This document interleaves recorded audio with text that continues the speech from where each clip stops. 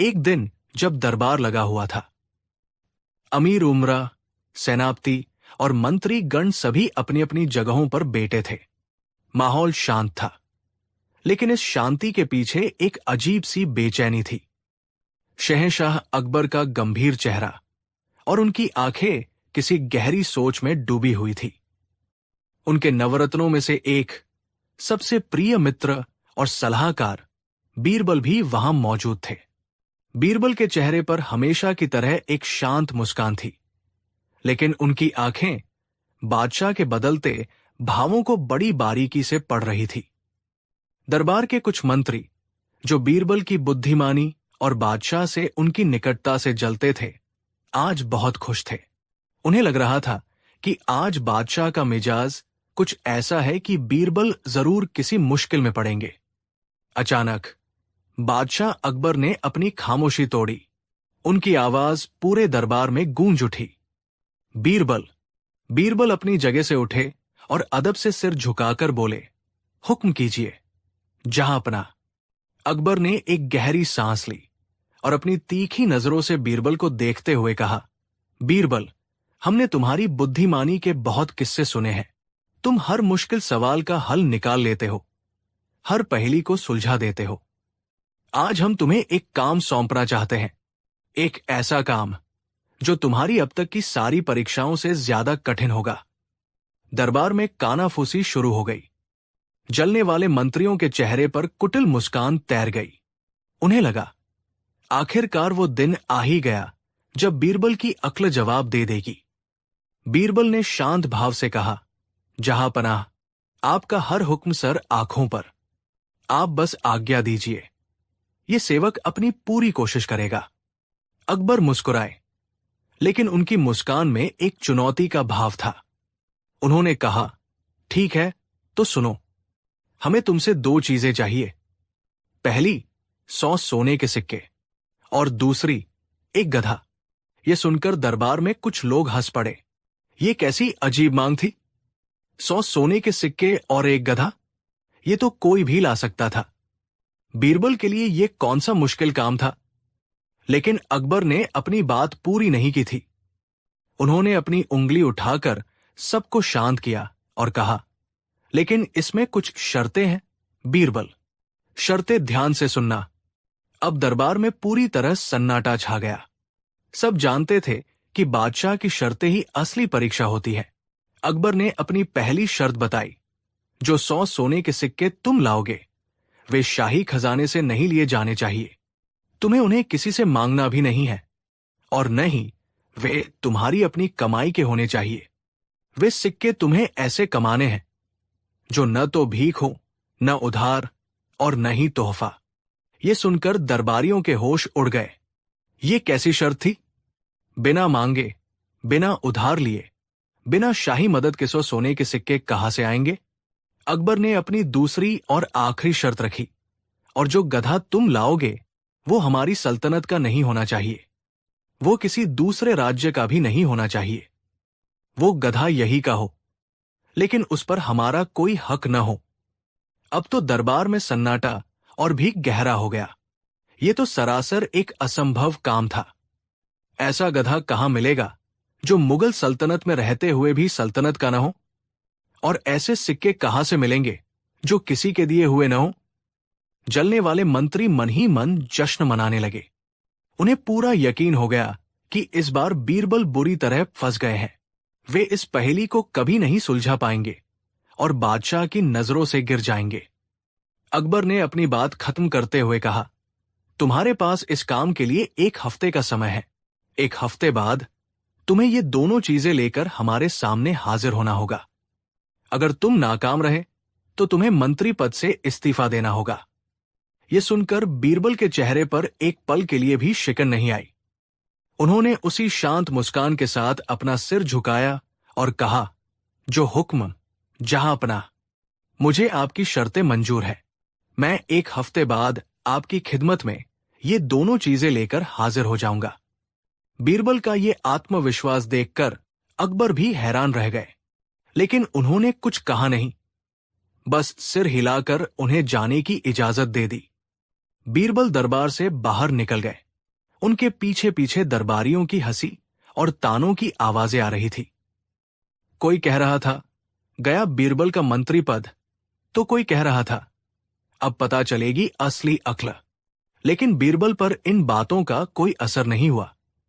उनके दिमाग में एक योजना आकार लेने लगी थी। एक ऐसी योजना जो न केवल बादशाह की शर्तों को पूरा करेगी, बल्कि समाज के कुछ अहंकारी और लालची लोगों को एक गहरा सबक भी सिखाएगी। अब सवाल यह था कि बीरबल इस असंभव काम को अंजाम कैसे देंगे? कहां से लाएंगे वे 100 सोने के सिक्के जो किसी की मिल्कियत न हो? और कहां से खोजेंगे वो गधा जो सल्तनत का होकर भी सल्तनत का न हो? क्या बीरबल इस चुनौती में सफल हो पाएंगे, या उन्हें हमेशा के लिए दरबार छोड़कर जाना पड़ेगा? दरबार से निकलने के बाद बीरबल सीधे अपने घर नहीं गए। उन्होंने अपना भेष बदला। एक आम नागरिक की तरह साधारण कपड़े पहने और आगरा के बाजारों और गलियों में घूमने लगे। वो लोगों की बातें सुन रहे थे, उनकी समस्याओं को समझ रहे थे। उनकी पहली चुनौती थी 100 सोने के सिक्के। घूमते घूमते उनके कानों में एक नाम बार बार सुनाई दे रहा था, सेठ धनीराम। सेठ धनीराम आगरा का सबसे अमीर व्यापारी था, लेकिन वो उतना ही कंजूस और घमंडी भी था। वो गरीबों की मदद करना तो दूर, अपने मजदूरों को भी पूरी मजदूरी नहीं देता था। धर्म कर्म के नाम पर वो एक फूटी कौड़ी भी खर्च नहीं करता था। बीरबल के चेहरे पर एक रहस्यमयी मुस्कान आ गई। उन्हें अपनी पहली पहेली का हल मिल गया था। अगले दिन बीरबल ने शहर के मुख्य चौराहे पर एक घोषणा करवाई। घोषणा ये थी कि शहंशाह अकबर के आदेश पर शहर में एक ज्ञानशाला का निर्माण किया जा रहा है। इस ज्ञानशाला में हर धर्म और जाति के बच्चों को मुफ्त में शिक्षा दी जाएगी। ये एक ऐसा नेक काम था जिससे हर कोई जुड़ना चाहता था।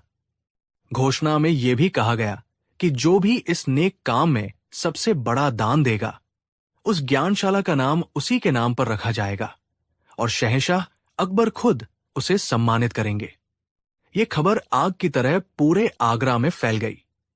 कई छोटे बड़े व्यापारियों ने दान देना शुरू कर दिया, लेकिन सबकी नजरें सेठ धनीराम पर टिकी थी। वो शहर का सबसे अमीर आदमी था, इसलिए सबसे बड़े दान की उम्मीद भी उसी से थी। सेठ धनीराम बड़ी दुविधा में पड़ गया। वो दान देना नहीं चाहता था, क्योंकि उसकी जान अपनी दौलत में बसती थी। लेकिन अगर वो दान नहीं देता तो पूरे शहर में उसकी बदनामी होती। लोग कहते कि सबसे अमीर होकर भी उसने नेक काम में हिस्सा नहीं लिया। इससे उसके व्यापार पर भी असर पड़ सकता था। और सबसे बड़ी बात, बादशाह की नजरों में अच्छा बनने का ये सुनहरा मौका वो खोना नहीं चाहता था। 2 दिनों तक सेठ इसी उधेड़बुन में रहा। उधर बीरबल ने अपनी योजना का अगला कदम उठाया। वो खुद सेठ धनीराम की हवेली पर पहुंच गए। सेठ ने बड़ी बेरुखी से बीरबल का स्वागत किया। बीरबल ने कहा, सेठ जी, सुना है आप बड़े दानवीर हैं। शहर में ज्ञानशाला बन रही है और हम सब चाहते हैं कि उसका नाम धनीराम ज्ञानशाला हो। इसके लिए आपको बस थोड़ा सा योगदान देना होगा। सेठ ने बनावटी हंसी हंसते हुए कहा, मंत्री जी, मैं तो खुद ही दान करना चाहता था, बस सही मौके का इंतजार कर रहा था। बताइए, कितना दान देना होगा? बीरबल ने मुस्कुराते हुए कहा, सेठ जी, आप शहर के सबसे बड़े रईस हैं। आपकी शान के मुताबिक तो आपको कम से कम 500 सोने के सिक्के दान करने चाहिए। 500 सिक्कों का नाम सुनते ही सेठ धनीराम के चेहरे का रंग उड़ गया। उसे लगा जैसे किसी ने उसकी छाती पर छुरा घूम दिया हो। उसने हाथ जोड़कर कहा, मंत्री जी, 500 तो बहुत ज्यादा है। आजकल व्यापार में बड़ा मंदा चल रहा है। बीरबल ने कहा, ठीक है, तो 200 सिक्के दे दीजिए। बादशाह सलामत इतने में भी खुश हो जाएंगे। सेठ अब गिड़गिड़ाने लगा, मंत्री जी, 200 भी बहुत है, आप कुछ तो कम कीजिए। ये तमाशा काफी देर तक चलता रहा। बीरबल जानते थे कि सेठ आसानी से नहीं मानेगा। अंत में बीरबल ने एक गहरी सांस ली और कहा, ठीक है सेठ जी, न आपकी न मेरी, आप बस 100 सोने के सिक्के दे दीजिए। इससे कम में तो आपकी और बादशाह सलामत दोनों की शान में बट्टा लगेगा। सेठ धनीराम ने मन ही मन हिसाब लगाया। 100 सिक्कों का नुकसान तो था, लेकिन नाम और शोहरत के आगे उसे ये मंजूर करना पड़ा। उसने भारी मन से तिजोरी खोली और 100 सोने के सिक्के निकालकर एक थैली में भरकर बीरबल को दे दिए। बीरबल ने थैली लेते हुए कहा, सेठ जी, ये सिक्के अब आपके नहीं रहे। ये ज्ञानशाला के निर्माण के लिए हैं। यानी ये अब जनता की संपत्ति है। ये न तो भीख है, न उधार, और न ही कोई तोहफा। ये एक नेक काम के लिए दिया गया आपका योगदान है। ये कहकर बीरबल वहां से चले आए। उनकी पहली शर्त पूरी हो चुकी थी। उन्हें 100 सोने के सिक्के मिल गए थे, जो न तो शाही खजाने के थे, न बीरबल के अपने, और न ही किसी से मांगे गए थे। ये एक लालची सेठ के अहंकार और सामाजिक दबाव से निकले हुए सिक्के थे, जो अब प्रजा की भलाई के काम आने वाले थे। एक पहेली तो सुलझ गई, लेकिन दूसरी अभी बाकी थी। एक ऐसा गधा जो सल्तनत का होकर भी सल्तनत का न हो, यह कैसे मुमकिन था? बीरबल ने अपनी खोज जारी रखी। इस बार उनका निशाना था शहर का कोतवाल मीर कासिम। मीर कासिम एक नंबर का घूसखोर, कामचोर और मूर्ख इंसान था। वो अपनी वर्दी की धौंस दिखाकर आम जनता को परेशान करता और उनसे रिश्वत वसूलता था। वो खुद को बहुत चालाक समझता था, लेकिन असल में वो एक नंबर का बेवकूफ था। बीरबल सीधे कोतवाल के दफ्तर पहुंचे। कोतवाल उन्हें देखकर घबरा गया। उसे लगा कि शायद उसकी कोई शिकायत बादशाह तक पहुंच गई है। वो डरते डरते बोला, आइए आइए मंत्री जी, आज इस गरीब खाने को कैसे याद किया? बीरबल ने गंभीर चेहरा बनाकर कहा, कोतवाल साहब, बादशाह सलामत ने मुझे एक बहुत ही गुप्त और जरूरी काम सौंपा है। गुप्त काम का नाम सुनते ही कोतवाल के कान खड़े हो गए। उसे लगा कि जरूर कोई बड़ा इनाम मिलने वाला है। वो उत्सुकता से बोला, हुक्म कीजिए मंत्री जी, मैं बादशाह सलामत के लिए अपनी जान भी दे सकता हूं। बीरबल ने धीरे से कहा, बादशाह सलामत को एक गधे की जरूरत है। ये सुनकर कोतवाल हैरान रह गया। गधा? बादशाह सलामत गधे का क्या करेंगे? बीरबल ने उसकी आंखों में देखते हुए कहा, यह कोई मामूली गधा नहीं है। ये एक खास मिशन के लिए चाहिए। बादशाह सलामत एक ऐसे भरोसेमंद व्यक्ति की तलाश में है जो गधा बनकर उनका एक काम कर सके। ये काम इतना गुप्त है कि इसे किसी इंसान के रूप में नहीं किया जा सकता। जो भी ये काम सफलतापूर्वक करेगा, उसे मुंह मांगा इनाम और तरक्की मिलेगी। बीरबल ने गधा शब्द पर इतना जोर दिया कि मूर्ख कोतवाल को लगा कि ये किसी जासूस या गुप्तचर के लिए एक कोड वर्ड है। उसकी आंखों में लालच चमकने लगा। तरक्की और इनाम का ख्याल आते ही वो अपनी सुध बुध खो बैठा। उसने तुरंत कहा, मंत्री जी, ये काम मुझे दे दीजिए। मैं बादशाह सलामत के लिए कुछ भी बन सकता हूं, गधा भी। आप बस बताइए, करना क्या है? बीरबल ने मन ही मन अपनी सफलता पर मुस्कुराया। उन्होंने कहा, सोच लो कोतवाल, ये काम आसान नहीं है। तुम्हें कुछ दिनों के लिए सचमुच गधे की तरह व्यवहार करना पड़ सकता है। लालची कोतवाल ने कहा, मुझे सब मंजूर है। मैं बादशाह की सेवा में गधा क्या, घोड़ा भी बनने को तैयार हूं। बीरबल ने कहा, ठीक है, तो कल सुबह तुम मेरे साथ दरबार चलोगे। मैं तुम्हें बादशाह के सामने पेश करूंगा। लेकिन याद रहे, जब तक मैं न कहूं, तुम्हें अपना मुंह नहीं खोलना है और बस चुपचाप मेरे पीछे चलना है। कोतवाल खुशी से झूम उठा। उसे लगा कि उसकी किस्मत चमकने वाली है। वो रात भर सपने देखता रहा कि वो बादशाह का खास आदमी बन गया है और उसे बहुत बड़ा पद मिल गया है। अगले दिन बीरबल के पास वो सोने के सिक्कों की थैली थी और उनके पीछे पीछे चुपचाप चल रहा था शहर का कोतवाल मीर कासिम। बीरबल की दोनों पहेलियां सुलझ चुकी थी। अब बस दरबार में जवाब देने की बारी थी। एक हफ्ते का समय पूरा हो चुका था। दीवान खास एक बार फिर खचाखच भरा हुआ था। शहंशाह अकबर अपने सिंहासन पर विराजमान थे और उनकी नजरें दरबार के मुख्य द्वार पर टिकी थी। सभी दरबारी, खासकर बीरबल से जलने वाले मंत्री, बड़ी बेसब्री से बीरबल का इंतजार कर रहे थे। उन्हें पूरा यकीन था कि बीरबल खाली हाथ आएंगे और आज उनकी हार निश्चित है। तभी नगाड़ों की आवाज हुई और बीरबल ने दरबार में प्रवेश किया। उनके एक हाथ में सोने के सिक्कों से भरी एक थैली थी और उनके पीछे पीछे सिर झुकाए शहर का कोतवाल मीर कासिम चल रहा था। ये नजारा देखकर पूरा दरबार हैरान रह गया। कोतवाल इस तरह बीरबल के पीछे क्यों चल रहा है? और क्या बीरबल सच में बादशाह की शर्तें पूरी कर पाए हैं? बीरबल ने बादशाह के सामने जाकर अदब से सलाम किया। अकबर ने अपनी गंभीर आवाज में पूछा, बीरबल, एक हफ्ता पूरा हो गया, क्या तुम हमारी दोनों चीजें लेकर आए हो? बीरबल ने मुस्कुराते हुए कहा, जी जहांपनाह, आपकी आज्ञा का पालन हुआ है।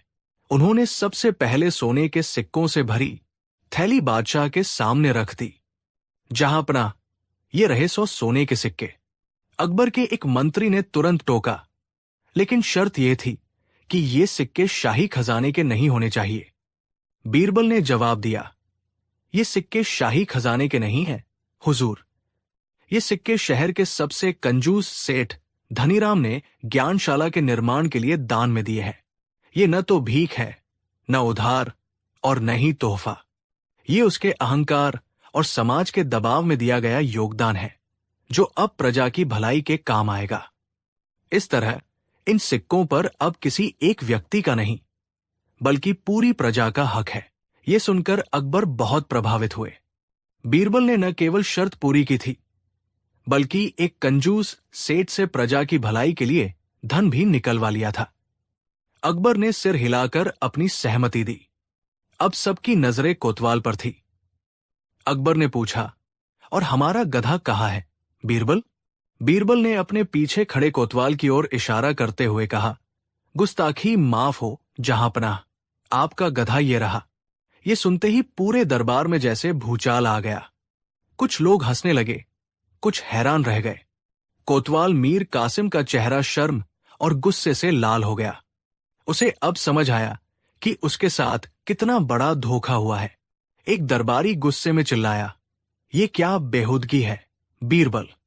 तुम एक शाही अफसर को गधा कह रहे हो? ये तो शहंशाह की तौहीन है। अकबर भी हैरान थे। उन्होंने बीरबल से स्पष्टीकरण मांगा। बीरबल, ये क्या मजाक है? हमारी शर्त थी कि गधा हमारी सल्तनत का नहीं होना चाहिए। ये कोतवाल तो हमारे ही राज्य का एक अफसर है। बीरबल ने सिर झुकाकर बड़ी विनम्रता से जवाब दिया, जहांपनाह, आपकी शर्त बिल्कुल सही थी, और ये गधा आपकी सल्तनत का होकर भी आपकी सल्तनत का नहीं है। वो कैसे? अकबर ने पूछा। बीरबल ने समझाया, जहांपनाह, आपकी सल्तनत न्याय, ईमानदारी और अक्लमंदी की बुनियाद पर टिकी है। जो अफसर इस सल्तनत में रहता है, यहां से तनख्वाह लेता है, लेकिन फिर भी अपनी प्रजा पर जुल्म करता है, उनसे रिश्वत लेता है और अपने पद का गलत इस्तेमाल करता है, वो दिमागी तौर पर आपकी सल्तनत का वफादार नागरिक कैसे हो सकता है? वो तो अपनी लालच और मूर्खता का गुलाम है। बीरबल ने आगे कहा, एक गधा जानवर होकर भी अपने मालिक का बोझ उठाता है, वफादारी करता है, लेकिन ये इंसान जो अफसर होकर भी अपनी प्रजा का बोझ बढ़ाने का काम करे, उसे धोखा दे, वो तो जानवर से भी बदतर है। ये अक्ल का इतना पैदल है कि तरक्की और इनाम के लालच में खुद को गधा कहलवाने के लिए तैयार हो गया। तो जहांपनाह, आप ही बताइए, इससे बड़ा गधा और कौन हो सकता है? बीरबल ने कोतवाल की ओर देखकर कहा, और चूंकि ये अपनी हरकतों से आपकी सल्तनत के उसूलों के खिलाफ काम करता है, इसलिए ये वैचारिक रूप से आपकी सल्तनत का हिस्सा नहीं है। ये सिर्फ अपनी मूर्खता और लालच का प्रतिनिधि है। बीरबल की ये दलील सुनकर पूरा दरबार सन्न रह गया। अकबर का चेहरा, जो पहले हैरानी से भरा था, अब गहरी प्रशंसा और मुस्कान में बदल गया। वो अपनी कुर्सी से उठ खड़े हुए और जोर जोर से हंसने लगे। उनकी हंसी पूरे दीवान खास में गूंज रही थी। बीरबल से जलने वाले मंत्रियों के सिर शर्म से झुक गए थे। उन्हें अपनी आंखों के सामने बीरबल की एक और शानदार जीत देखने को मिल रही थी। जब अकबर की हंसी थमी तो उन्होंने कहा, वाह बीरबल, वाह, मान गए तुम्हारी अक्ल और हाजिर जवाबी को। तुमने न सिर्फ हमारी असंभव लगने वाली शर्तों को पूरा किया, बल्कि हमें एक बहुत बड़ा सबक भी सिखाया है। उन्होंने सैनिकों को आदेश दिया, इस बेवकूफ और भ्रष्ट कोतवाल को तुरंत पद से हटाकर कैदखाने में डाल दिया जाए। इसने अपने पद और हमारी सल्तनत दोनों का अपमान किया है। फिर वो बीरबल की ओर मुड़े और कहा, और सेठ धनीराम से मिले उन 100 सोने के सिक्कों से ज्ञानशाला का निर्माण तुरंत शुरू किया जाए। बीरबल, तुमने एक बार फिर साबित कर दिया कि तुम्हारे जैसा बुद्धिमान और न्यायप्रिय मंत्री इस पूरी सल्तनत में कोई नहीं है। अकबर ने अपने गले से कीमती मोतियों की माला उतारकर बीरबल को पहना दी। पूरा दरबार बीरबल की जय जयकार करने लगा। और इस तरह बीरबल ने अपनी बुद्धिमानी से न केवल एक असंभव चुनौती को पूरा किया, बल्कि एक कंजूस सेठ को दान देने पर और एक भ्रष्ट कोतवाल को सजा दिलाने पर मजबूर कर दिया। ये कहानी हमें सिखाती है कि सच्ची बुद्धिमानी केवल पहेलियां सुलझाने में नहीं, बल्कि समाज की बुराइयों को दूर करने और न्याय स्थापित करने में है। और सबसे बड़ा गधा वो नहीं जो 4 पैरों पर चलता है, बल्कि वो है जो इंसान होकर भी अपनी अक्ल और जमीर का इस्तेमाल नहीं करता। कहानी 2। उन दिनों की बात है जब हिंदुस्तान की तकदीर शहंशाह जलालुद्दीन मोहम्मद अकबर के हाथों में थी। उनकी सल्तनत का सूरज अपनी पूरी बुलंदी पर था और उनके इंसाफ के चर्चे सरहदों के पार तक होते थे। अकबर का दरबार सिर्फ शान शौकत का ही नहीं, बल्कि इल्म और हुनर का भी केंद्र था। उनके नवरत्नों की चमक से पूरा दरबार रोशन रहता था। लेकिन उन सभी में जो सबसे अलग और सबसे तेज थे, वो थे राजा बीरबल। बीरबल की बुद्धि किसी तराशे हुए हीरे की तरह थी, जो हर मुश्किल सवाल की रोशनी में और भी ज्यादा चमक उठती थी। शहंशाह अकबर अक्सर जिंदगी, मौत, खुदा और कायनात से जुड़े गहरे सवालों में खोए रहते थे। वो सिर्फ एक बादशाह नहीं, बल्कि एक जिज्ञासु इंसान भी थे, जिनके मन में सवालों का समंदर हमेशा हिलोरे मारता रहता था। एक शाम जब सूरज ढल रहा था और आसमान सिंदूरी रंग में रंगा हुआ था, अकबर अपने खास बाग में टहल रहे थे। उनके साथ केवल बीरबल थे। आज शहंशाह के चेहरे पर एक अजीब सी खामोशी थी। एक गहरी चिंता की लकीर उनके माथे पर खिंची हुई थी। बीरबल ने उनकी खामोशी को भांपते हुए पूछा, जहांपनाह, आप किसी गहरी सोच में डूबे हुए हैं। क्या कोई बात आपको परेशान कर रही है? अकबर एक संगमरमर की बेंच पर बैठ गए और एक लंबी सांस ली। उन्होंने आसमान की ओर देखते हुए कहा, बीरबल, आज सुबह दरबार में एक बहुत बड़े ज्योतिषी आए थे। उन्होंने हमारी जन्मपत्री देखकर कुछ ऐसा कहा है जिसने हमारे दिल का चैन छीन लिया है। ऐसी क्या बात कह दी उस ज्योतिषी ने, हुजूर? बीरबल ने विनम्रता से पूछा। अकबर की आवाज में एक अनजाना सा डर था। उसने कहा है कि आज से ठीक 1 महीने बाद पूर्णिमा की रात को हमारी जिंदगी का चिराग बुझ जाएगा। उसने कहा है कि हमारी मौत निश्चित है। यह सुनकर बीरबल एक पल के लिए शांत हो गए। उन्होंने देखा कि हिंदुस्तान का सबसे शक्तिशाली बादशाह, जिसके नाम से दुनिया कांपती थी, आज मौत के खौफ से एक आम इंसान की तरह डरा हुआ था। अकबर ने बीरबल की आंखों में देखते हुए एक सीधा और भेदने वाला सवाल पूछा, बीरबल, तुम दुनिया के सबसे अक्लमंद इंसान माने जाते हो। हर मुश्किल का हल तुम्हारे पास होता है। सच सच बताओ, क्या तुम मौत को टाल सकते हो? यह सवाल सिर्फ एक सवाल नहीं था, ये एक बादशाह की अपनी जिंदगी के लिए की गई गुहार थी। दरबार में बैठे चापलूस मंत्री शायद फौरन कह देते, हाँ जहांपनाह, हम आपकी रक्षा के लिए जान दे देंगे। लेकिन बीरबल जानते थे कि यह जवाब का वक्त नहीं, बल्कि सच का सामना करने का वक्त है। बीरबल ने जमीन की ओर देखते हुए कुछ पल सोचा और फिर अपनी नजरें उठाकर शहंशाह की आंखों में देखा। उनकी आवाज में न तो घमंड था, न ही निराशा, एक अजीब सा ठहराव था। जहांपनाह, बीरबल ने कहा, मौत इस कायनात का सबसे बड़ा सच है। जो आया है उसे जाना ही है। इसे कोई नहीं टाल सकता, न कोई राजा, न कोई फकीर, मैं भी नहीं। ये सुनकर अकबर के चेहरे पर निराशा छा गई। उन्हें बीरबल से ये जवाब सुनने की उम्मीद नहीं थी। लेकिन बीरबल अभी रुके नहीं थे।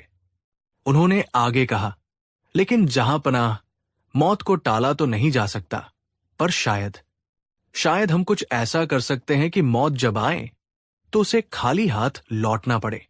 अकबर हैरान रह गए। ये कैसी पहेली है बीरबल? मौत आएगी भी और खाली हाथ भी लौटेगी? साफ साफ कहो, तुम्हारा मतलब क्या है? बीरबल ने एक रहस्यमयी मुस्कान के साथ कहा, हुजूर, इसके लिए आपको मुझे 1 महीने का वक्त देना होगा, और इस 1 महीने के लिए आपको सल्तनत की बागडोर और अपने जीवन से जुड़े हर फैसले का अधिकार मुझे सौंपना होगा। आपको बस वही करना होगा जो मैं कहूंगा, बिना किसी सवाल के। ये एक बहुत बड़ी मांग थी। हिंदुस्तान का शहंशाह अपनी जिंदगी का नियंत्रण किसी और के हाथ में दे दे। दरबार में अगर ये बात पता चलती तो हंगामा मच जाता। अकबर के कुछ मंत्री, जो बीरबल से जलते थे, इसे बीरबल की सत्ता हड़पने की साजिश बताते। लेकिन अकबर बीरबल पर अपनी जान से ज्यादा भरोसा करते थे, और इस वक्त वो डर और उम्मीद के बीच झूल रहे थे। उन्होंने फैसला किया, ठीक है बीरबल, अकबर ने कहा, हम तुम्हें ये मौका देते हैं। आज से लेकर अगली पूर्णिमा तक हमारी जिंदगी तुम्हारे हवाले। लेकिन याद रखना, अगर तुम नाकाम हुए तो इसका अंजाम बहुत बुरा होगा। मुझे मंजूर है, जहां पनाह, बीरबल ने सिर झुकाकर कहा। अगले दिन से ही आगरा के शाही महल का नक्शा बदलने लगा। बीरबल ने सबसे पहला हुक्म यह दिया कि महल के हकीमों और वैद्यों को 1 महीने की छुट्टी पर भेज दिया जाए। शहंशाह की सेहत की निगरानी करने वाला कोई नहीं होगा। ये सुनकर सब हैरान रह गए। हकीम मिर्जा, जो खुद को बहुत बड़ा ज्ञानी समझते थे और बीरबल से चिढ़ते थे, उन्होंने इसका विरोध किया। ये तो सरासर पागलपन है। शहंशाह की जान खतरे में है और आप उनकी दवा दारू बंद करवा रहे हैं। बीरबल ने शांत भाव से कहा, हकीम साहब, जहां पनाह को कोई बीमारी नहीं है, उन्हें मौत का खौफ है, और इस खौफ का इलाज आपकी जड़ी बूटियों में नहीं है। बीरबल का दूसरा हुक्म और भी अजीब था। उन्होंने शाही खजाने के दरवाजे आम जनता के लिए खोल दिए। उन्होंने ऐलान करवाया कि अगले 1 महीने तक पूरे आगरा में जिंदगी का जश्न मनाया जाएगा। हर रोज संगीत, नृत्य और दावतों का आयोजन होगा। महल के सारे नियम कानून ताक पर रख दिए गए। शुरुआत में अकबर को यह सब बहुत अजीब लगा। एक तरफ उन्हें अपनी मौत की चिंता सता रही थी, और दूसरी तरफ बीरबल उन्हें नाच गानों में शामिल होने को कह रहे थे। पहले कुछ दिन अकबर का मन नहीं लगा। वो उदास और खामोश रहते, लेकिन बीरबल हर पल उनके साथ एक साए की तरह रहते। वो उन्हें कभी शायरों की महफिल में ले जाते, तो कभी संगीतकारों के बीच। वो उन्हें बच्चों के साथ खेलने पर मजबूर करते, तो कभी बाजार में आम लोगों के बीच ले जाकर उनकी छोटी छोटी खुशियों में शामिल करते। धीरे धीरे महल का खुशनुमा माहौल अकबर पर असर करने लगा। वो दिन में इतने व्यस्त और खुश रहने लगे कि उन्हें रात में अपनी मौत का ख्याल ही नहीं आता। 1 हफ्ते बाद बीरबल एक और योजना लेकर आए। वो अकबर को लेकर महल के निर्माण विभाग में गए। वहां उन्होंने सल्तनत के सबसे बड़े वास्तुकारों को बुलवाया था। बीरबल ने अकबर से कहा, जहां पनाह, हम चाहते हैं कि आप अपनी सल्तनत को एक ऐसा तोहफा दें जो सदियों तक याद रखा जाए। उन्होंने अकबर के सामने आगरा के बाहर एक बड़ी सी जमीन का नक्शा रखा। हम यहां एक ऐसी सराय और अस्पताल बनाना चाहते हैं जहां किसी भी मुसाफिर और गरीब को मुफ्त में रहने और इलाज की सुविधा मिले। इसका नाम होगा सराय अकबरी। ये विचार अकबर को बहुत पसंद आया। वो हमेशा अपनी प्रजा के लिए कुछ करना चाहते थे। बीरबल ने उन्हें उस सराय के नक्शे, उसकी डिजाइन और उसके इंतजाम की पूरी योजना में शामिल कर लिया। अब अकबर का ज्यादातर वक्त वास्तुकारों और कारीगरों के साथ बीतने लगा। वो खुद हर छोटी बड़ी चीज पर ध्यान देते। वो इस सराय को इतना खूबसूरत और आरामदायक बनाना चाहते थे कि इतिहास में उनका नाम अमर हो जाए। इस काम में वो इतने डूब गए कि उन्हें दिन और रात का पता ही नहीं चलता। मौत का डर अब उनके दिमाग से कोसों दूर था। वो भविष्य की योजना बना रहे थे, एक ऐसे भविष्य की जिसमें शायद वो खुद मौजूद न हो, लेकिन उनका नाम और काम हमेशा जिंदा रहेगा। 2 हफ्ते और बीत गए। अब पूर्णिमा की रात में सिर्फ 1 हफ्ता बाकी था। जैसे जैसे वो दिन करीब आ रहा था, अकबर के मन में डर फिर से सिर उठाने लगा। एक रात उन्हें नींद नहीं आई। वो बेचैनी से अपने कमरे में टहल रहे थे। बीरबल उसी वक्त उनके पास पहुंचे, जैसे वो उनके मन की बात जानते हों। उन्होंने अकबर के हाथ में एक कलम और कुछ खाली कागज थमा दिए। जहांपना, मैं चाहता हूं कि आप अपनी जिंदगी की कहानी लिखें, बीरबल ने कहा। अपने बचपन से लेकर आज तक, अपनी जीत, अपनी हार, अपनी खुशियां, अपने गम, अपनी गलतियां, अपने अच्छे काम, सब कुछ लिख डालिए। अकबर ने पूछा, इससे क्या होगा बीरबल?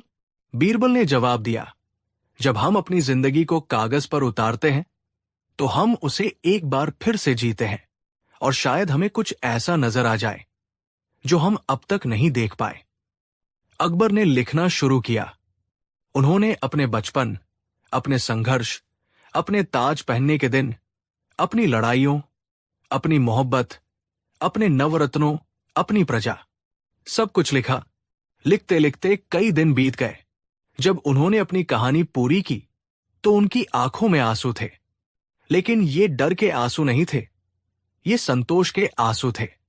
उन्हें एहसास हुआ कि उन्होंने एक भरपूर जिंदगी जी है, एक ऐसी जिंदगी जिस पर कोई भी रश कर सकता है।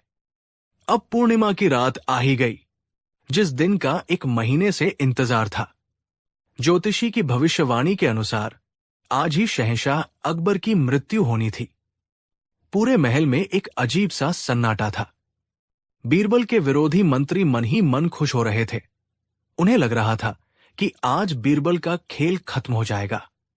अकबर ने सफेद लिबास पहन लिया था और वो शांत बैठे थे, जैसे उन्होंने अपनी किस्मत को स्वीकार कर लिया हो। लेकिन बीरबल के दिमाग में कुछ और ही चल रहा था। उन्होंने उस रात महल में अब तक के सबसे बड़े जश्न का ऐलान कर दिया। उन्होंने पूरे आगरा शहर को महल में आने का न्योता दिया। हजारों लोग महल के आंगन में जमा हो गए। बीरबल अकबर का हाथ पकड़कर उन्हें महल के सबसे ऊंचे झरोखे पर ले आए। नीचे हजारों की भीड़ अपने बादशाह की एक झलक पाने के लिए बेताब थी। जैसे ही लोगों ने अकबर को देखा, पूरा आंगन शहंशाह अकबर जिंदाबाद के नारों से गूंज उठा। बीरबल ने अकबर से कहा, जहांपनाह, नीचे देखिए, ये आपकी प्रजा है, ये वो लोग हैं जिनकी जिंदगी आपने बेहतर बनाई है। तभी बीरबल के इशारे पर सैकड़ों बच्चे हाथों में दिए लेकर आगे आए। उन्होंने एक गीत गाना शुरू किया जो बीरबल ने खुद लिखा था। उस गीत में अकबर के न्याय, उनकी उदारता और उनके महान कामों का जिक्र था। ये सुनकर अकबर की आंखें भर आई। इसके बाद एक एक करके आम लोग आगे आने लगे और अपनी कहानियां सुनाने लगे। किसी ने बताया कि कैसे अकबर के इंसाफ ने उसकी जमीन वापस दिलाई, तो किसी ने बताया कि कैसे उनकी बनाई सड़क से उसका व्यापार आसान हो गया। एक बूढ़ी औरत ने रोते रोते बताया कि कैसे सरायकबरी के निर्माण की खबर सुनकर उसे लगा कि अब कोई गरीब भूखा नहीं सोएगा। अकबर अपनी प्रजा का ये प्यार और सम्मान देखकर अभिभूत हो गए। उन्हें पहली बार एहसास हुआ कि वो सिर्फ एक जिस्म नहीं है, वो एक विचार है, एक उम्मीद है, एक विरासत है जो लाखों लोगों के दिलों में जिंदा है। जिस्म तो एक दिन खत्म हो जाएगा, लेकिन ये विरासत कभी नहीं मरेगी। आधी रात का वक्त गुजर गया। ज्योतिषी द्वारा बताया गया समय बीत चुका था। पूनम का चांद आसमान में पूरी शान से चमक रहा था और शहंशाह अकबर अपनी प्रजा के सामने सुरक्षित खड़े थे। ज्योतिषी कांपता हुआ सामने आया और बादशाह के कदमों में गिर पड़ा। अकबर ने उसे उठाया और मुस्कुराकर कहा, तुम्हारी भविष्यवाणी गलत साबित हुई। फिर वो बीरबल की ओर मुड़े। उनके मन में अब भी वही सवाल था, बीरबल, ये सब क्या था? तुमने ये कैसे किया? क्या तुमने सच में मौत को टाल दिया? बीरबल ने सिर झुकाकर जवाब दिया, नहीं जहांपनाह, जैसा मैंने कहा था, मौत को कोई नहीं टाल सकता। वो अपने तय वक्त पर ही आती है। ज्योतिषी की भविष्यवाणी झूठी थी, जिसका मकसद सिर्फ आपके मन में डर पैदा करना था। तो फिर इस एक महीने के जश्न, इस सराय की तामीर और इस कहानी लिखने का क्या मतलब था? अकबर ने पूछा। अब बीरबल ने वो राज खोला जो इस कहानी का सार है। जहांपनाह, मैं मौत को तो नहीं टाल सकता था, लेकिन मैंने आपके मन से मौत के डर को टाल दिया। जब ज्योतिषी ने भविष्यवाणी की, तो आप आने वाले एक महीने को अपनी जिंदगी का आखिरी महीना समझकर डर डर कर जीने वाले थे। आप हर पल अपनी मौत का इंतजार करते। आप जीना छोड़ देते। मौत तो आपको एक महीने बाद आती, या शायद न भी आती, लेकिन आप तो उसी दिन मर जाते जिस दिन आपने जीना छोड़ दिया था। बीरबल ने आगे कहा, मैंने बस इतना किया कि आपको इतना व्यस्त कर दिया कि आपको मरने की फुर्सत ही न मिली। मैंने आपको जिंदगी का जश्न मनाना सिखाया ताकि आप हर पल को जी सकें। मैंने आपसे भविष्य की योजना बनवाई ताकि आपको ये एहसास हो कि आपका जीवन आपके बाद भी मायने रखेगा। और अंत में मैंने आपको आपकी प्रजा के प्यार से रूबरू करवाया ताकि आप ये जान सकें कि एक बादशाह की असली जिंदगी उसकी सांसों में नहीं, बल्कि उसकी प्रजा के दिलों में होती है। मौत जब भी आएगी, जहांपनाह, उसे आपका जिस्म तो मिल जाएगा, लेकिन आपकी विरासत, आपके काम और लोगों के दिलों में आपकी जगह उसे कभी नहीं मिलेगी। और इस तरह मौत आपको ले जाकर भी खाली हाथ ही लौटेगी। आपने मौत को नहीं, बल्कि मौत के डर को हराया है, और जो मौत के डर को जीत ले, वो अमर हो जाता है। बीरबल की ये बात सुनकर शहंशाह अकबर की आंखों से आंसू बह निकले।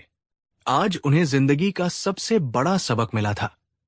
उन्होंने बीरबल को गले से लगा लिया और कहा, बीरबल, तुम सिर्फ मेरे मंत्री नहीं, मेरे गुरु हो। आज तुमने मुझे मौत से नहीं, जिंदगी से मिलवाया है।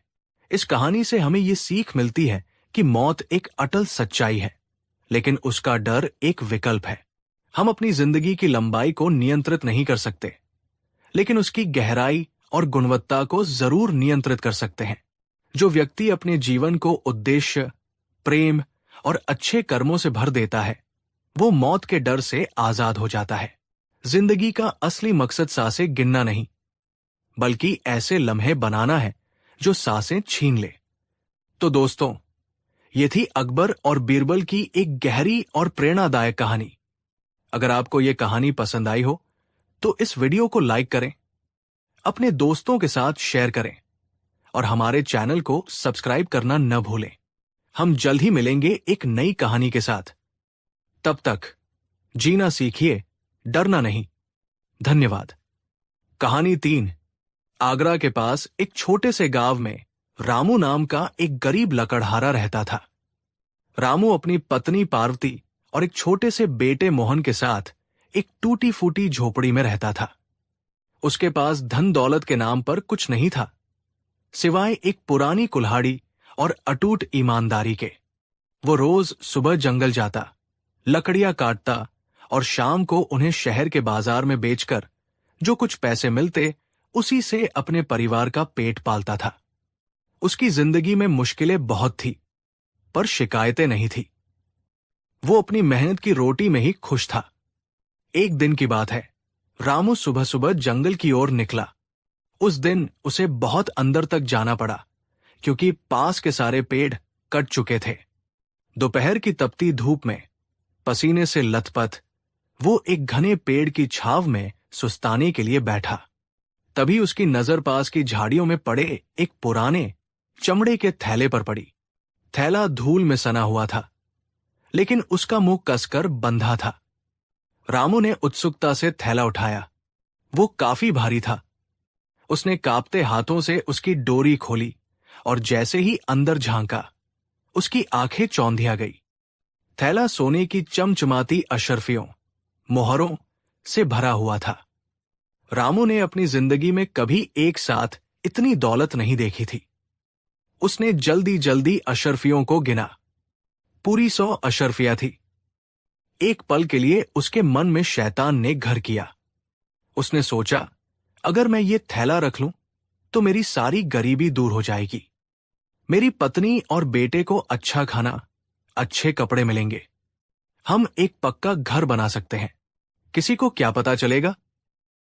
लेकिन अगले ही पल उसके अंदर की ईमानदारी ने उसे झकझोर दिया। उसके पिता ने उसे सिखाया था, बेटा, पराया धन मिट्टी के समान होता है। मेहनत की कमाई में जो सुकून है वो हराम की दौलत में कभी नहीं मिल सकता। रामू ने एक गहरी सांस ली। उसने फैसला किया कि वो इस थैले के असली मालिक को ढूंढेगा और उसे ये दौलत लौटा देगा। उसने गांव में आकर लोगों से पूछताछ की, लेकिन किसी का भी इतना बड़ा थैला गुम नहीं हुआ था। तब उसे याद आया कि शहर के सबसे अमीर और कंजूस सेठ धर्मपाल का रास्ता भी इसी जंगल से होकर गुजरता है। हो न हो, ये थैला उसी का होगा। रामू सीधा सेठ धर्मपाल की आलीशान हवेली पहुंचा। हवेली के बाहर खड़े पहरेदारों ने उसे उसकी फटी पुरानी हालत देखकर अंदर जाने से रोक दिया। रामू ने बहुत मिन्नतें की, मुझे सेठ जी से मिलना है, बहुत जरूरी काम है। अंदर से सेठ धर्मपाल की आवाज आई, कौन है? क्या भीख मांगने आया है? भगाओ इसे यहां से। रामू ने ऊंची आवाज में कहा, सेठ जी, मैं भीख मांगने नहीं आया। मुझे जंगल में सोने की अशर्फियों से भरा एक थैला मिला है। शायद वो आपका हो सकता है। सोने की अशर्फिया सुनते ही सेठ धर्मपाल दौड़ता हुआ बाहर आया। उसकी आंखों में लालच की चमक साफ दिखाई दे रही थी। उसने रामू के हाथ से लगभग छीनते हुए थैला लिया और उसे खोला। अपनी अशर्फिया वापस पाकर वो खुश तो हुआ, लेकिन उसके शैतानी दिमाग में एक और विचार कौन था। उसने सोचा, ये मूर्ख लकड़हारा इतना ईमानदार है, क्यों न इसकी ईमानदारी का फायदा उठाकर कुछ और अशर्फिया ऐंठ ली जाए।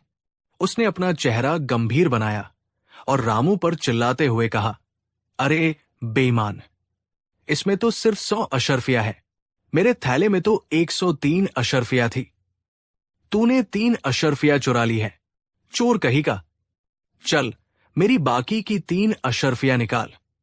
ये सुनकर रामू के पैरों तले जमीन खिसक गई। वो हक्का बक्का रह गया। उसने हाथ जोड़कर कहा, नहीं सेठ जी, मुझ पर झूठा इल्जाम मत लगाइए।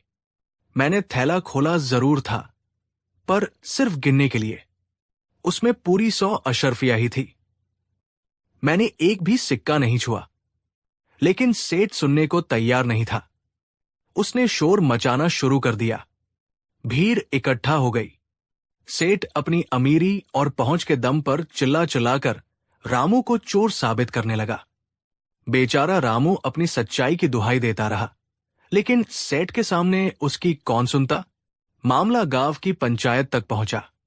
पंचायत का मुखिया सेठ का चापलूस था। उसने सेठ की ही बात सुनी और फैसला सुनाया कि रामू को 3 अशर्फिया सेठ को देनी होंगी, वरना उसे जेल में डाल दिया जाएगा। ये अन्याय देखकर रामू का दिल टूट गया। जिसके पास खाने को दाने नहीं थे, वो 3 सोने की अशर्फिया कहां से लाता।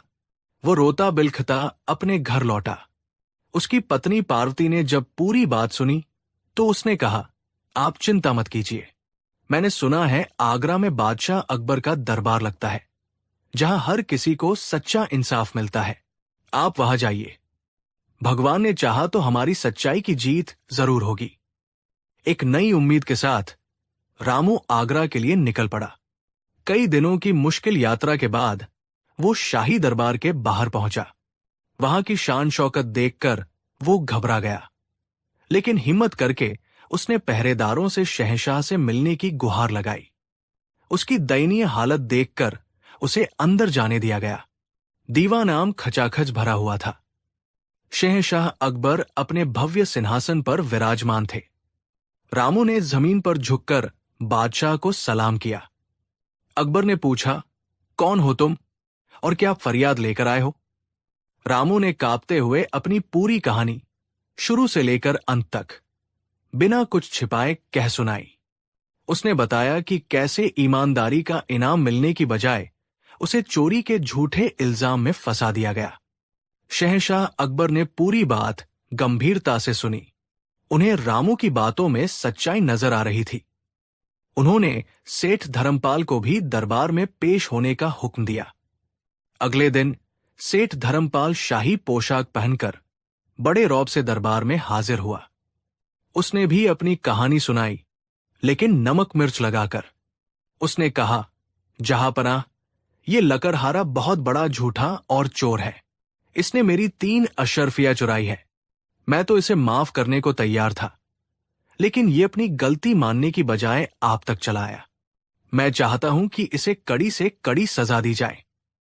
अब अकबर के सामने एक अजीब स्थिति थी। एक तरफ एक गरीब लकड़हारा था जिसकी आंखों में सच्चाई थी, और दूसरी तरफ एक अमीर सेठ था जिसके पास अपनी बात साबित करने के लिए कोई गवाह नहीं था सिवाय उसकी अपनी जुबान के। मामला बहुत पेचीदा था। तभी अकबर की नजर अपने सबसे भरोसेमंद मंत्री बीरबल पर पड़ी।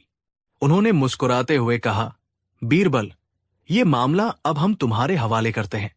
हमें विश्वास है कि तुम दूध का दूध और पानी का पानी कर दोगे। बीरबल ने सिर झुकाकर कहा, जो हुक्म जहांपनाह।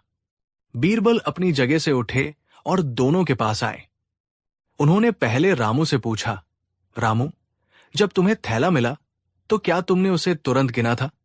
क्या तुम पूरे यकीन के साथ कह सकते हो कि उसमें ठीक 100 अशर्फिया थी?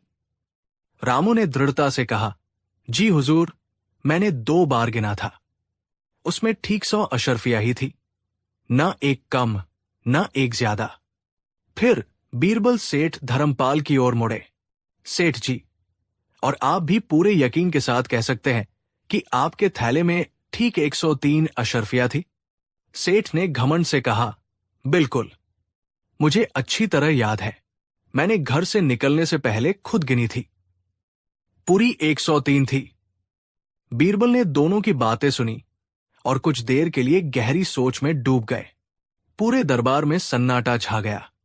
हर कोई ये देखने के लिए उत्सुक था कि बीरबल इस गुत्थी को कैसे सुलझाते हैं।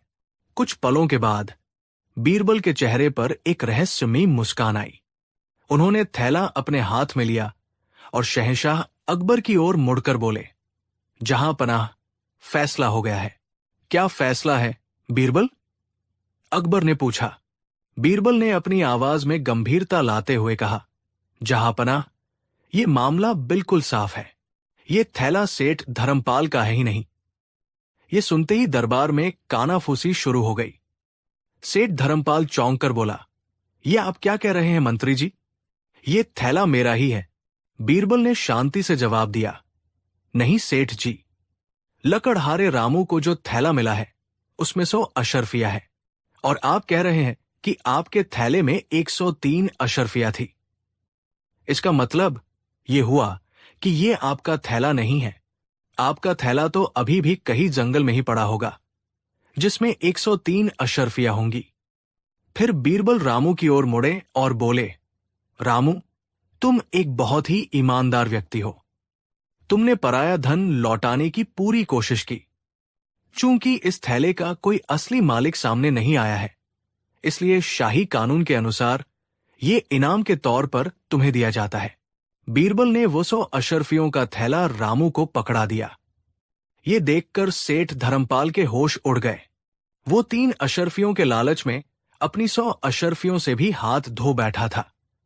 वो जोर से चिल्लाया, नहीं नहीं हुजूर, ये अन्याय है। ये थैला मेरा ही है। मेरी 100 अशर्फियां मुझे वापस दिलवाइए। बीरबल ने मासूमियत से कहा, कैसी बातें कर रहे हैं सेठ जी? आप तो कह रहे थे कि आपके थैले में 103 अशर्फिया थी। ये 100 अशर्फियों वाला थैला आपका कैसे हो सकता है? आप चिंता न करें, हम पूरे राज्य में मुनादी करवा देंगे कि जिसे भी 103 अशर्फियों वाला थैला मिले वो आपको लौटा दे। तब तक आप इंतजार कीजिए। अब सेठ धर्मपाल समझ गया कि वो बीरबल की चतुराई के जाल में बुरी तरह फंस चुका है। अपनी सारी दौलत हाथ से जाती देख वो बीरबल के पैरों में गिर पड़ा। मुझे माफ कर दीजिए हुजूर, मुझसे गलती हो गई। मैं लालच में अंधा हो गया था। मेरे थैले में 100 अशर्फिया ही थी। ये लकड़हारा सच बोल रहा है। मैंने ही इससे 3 और अशर्फिया ऐंठने के लिए झूठ बोला था। सच्चाई अब पूरे दरबार के सामने थी। सेठ धर्मपाल ने अपना गुनाह कबूल कर लिया था। शहंशाह अकबर बीरबल की बुद्धिमानी देखकर बहुत प्रसन्न हुए। उन्होंने आदेश दिया, इस बेईमान और लालची सेठ को इसकी सजा मिलनी चाहिए। इसने न केवल झूठ बोला बल्कि एक ईमानदार व्यक्ति को चोर बनाने की कोशिश की और दरबार का कीमती वक्त बर्बाद किया। इसके जुर्म के लिए इस पर 100 अशर्फियों का जुर्माना लगाया जाता है। फिर वे रामू की ओर मुड़े और बोले, और रामू, तुम्हारी ईमानदारी ने हमारा दिल जीत लिया है।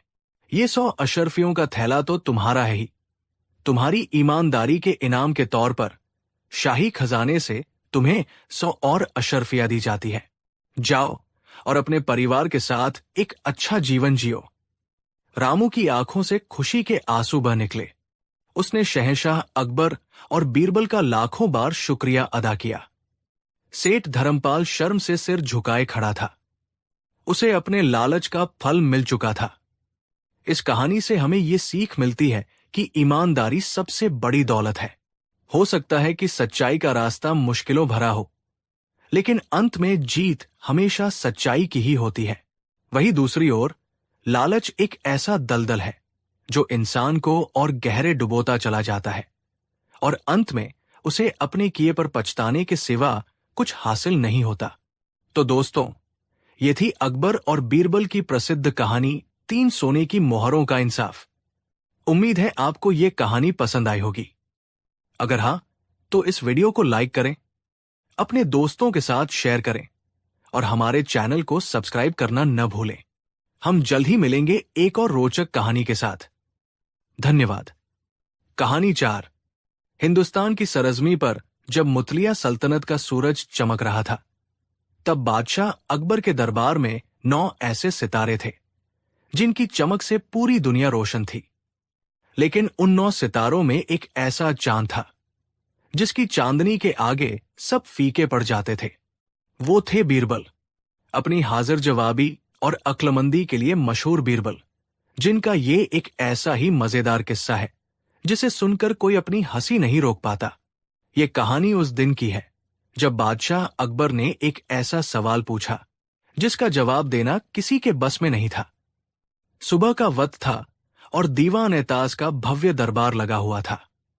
बादशाह अकबर अपने सिंहासन पर विराजमान थे और उनके चेहरे पर एक शरारती मुस्कान तैर रही थी। दरबारी अपनी अपनी जगहों पर बैठे थे और बीरबल भी वही शांत और गंभीर मुद्रा में मौजूद थे। दरबार की कार्यवाही रोज की तरह चल रही थी, लेकिन आज बादशाह अकबर का मन काम में नहीं लग रहा था। वो कुछ देर तक खामोशी से सब कुछ देखते रहे। फिर अचानक उनके मन में एक ख्याल आया, एक ऐसा ख्याल जिसने पूरे दरबार में खलबली मचा दी। अकबर ने मुस्कुराते हुए पुकारा, बीरबल। बीरबल ने अदब से झुककर जवाब दिया, जी जहांपनाह। बीरबल, हमारे मन में आज एक सवाल उठ रहा है, एक बहुत ही जरूरी सवाल।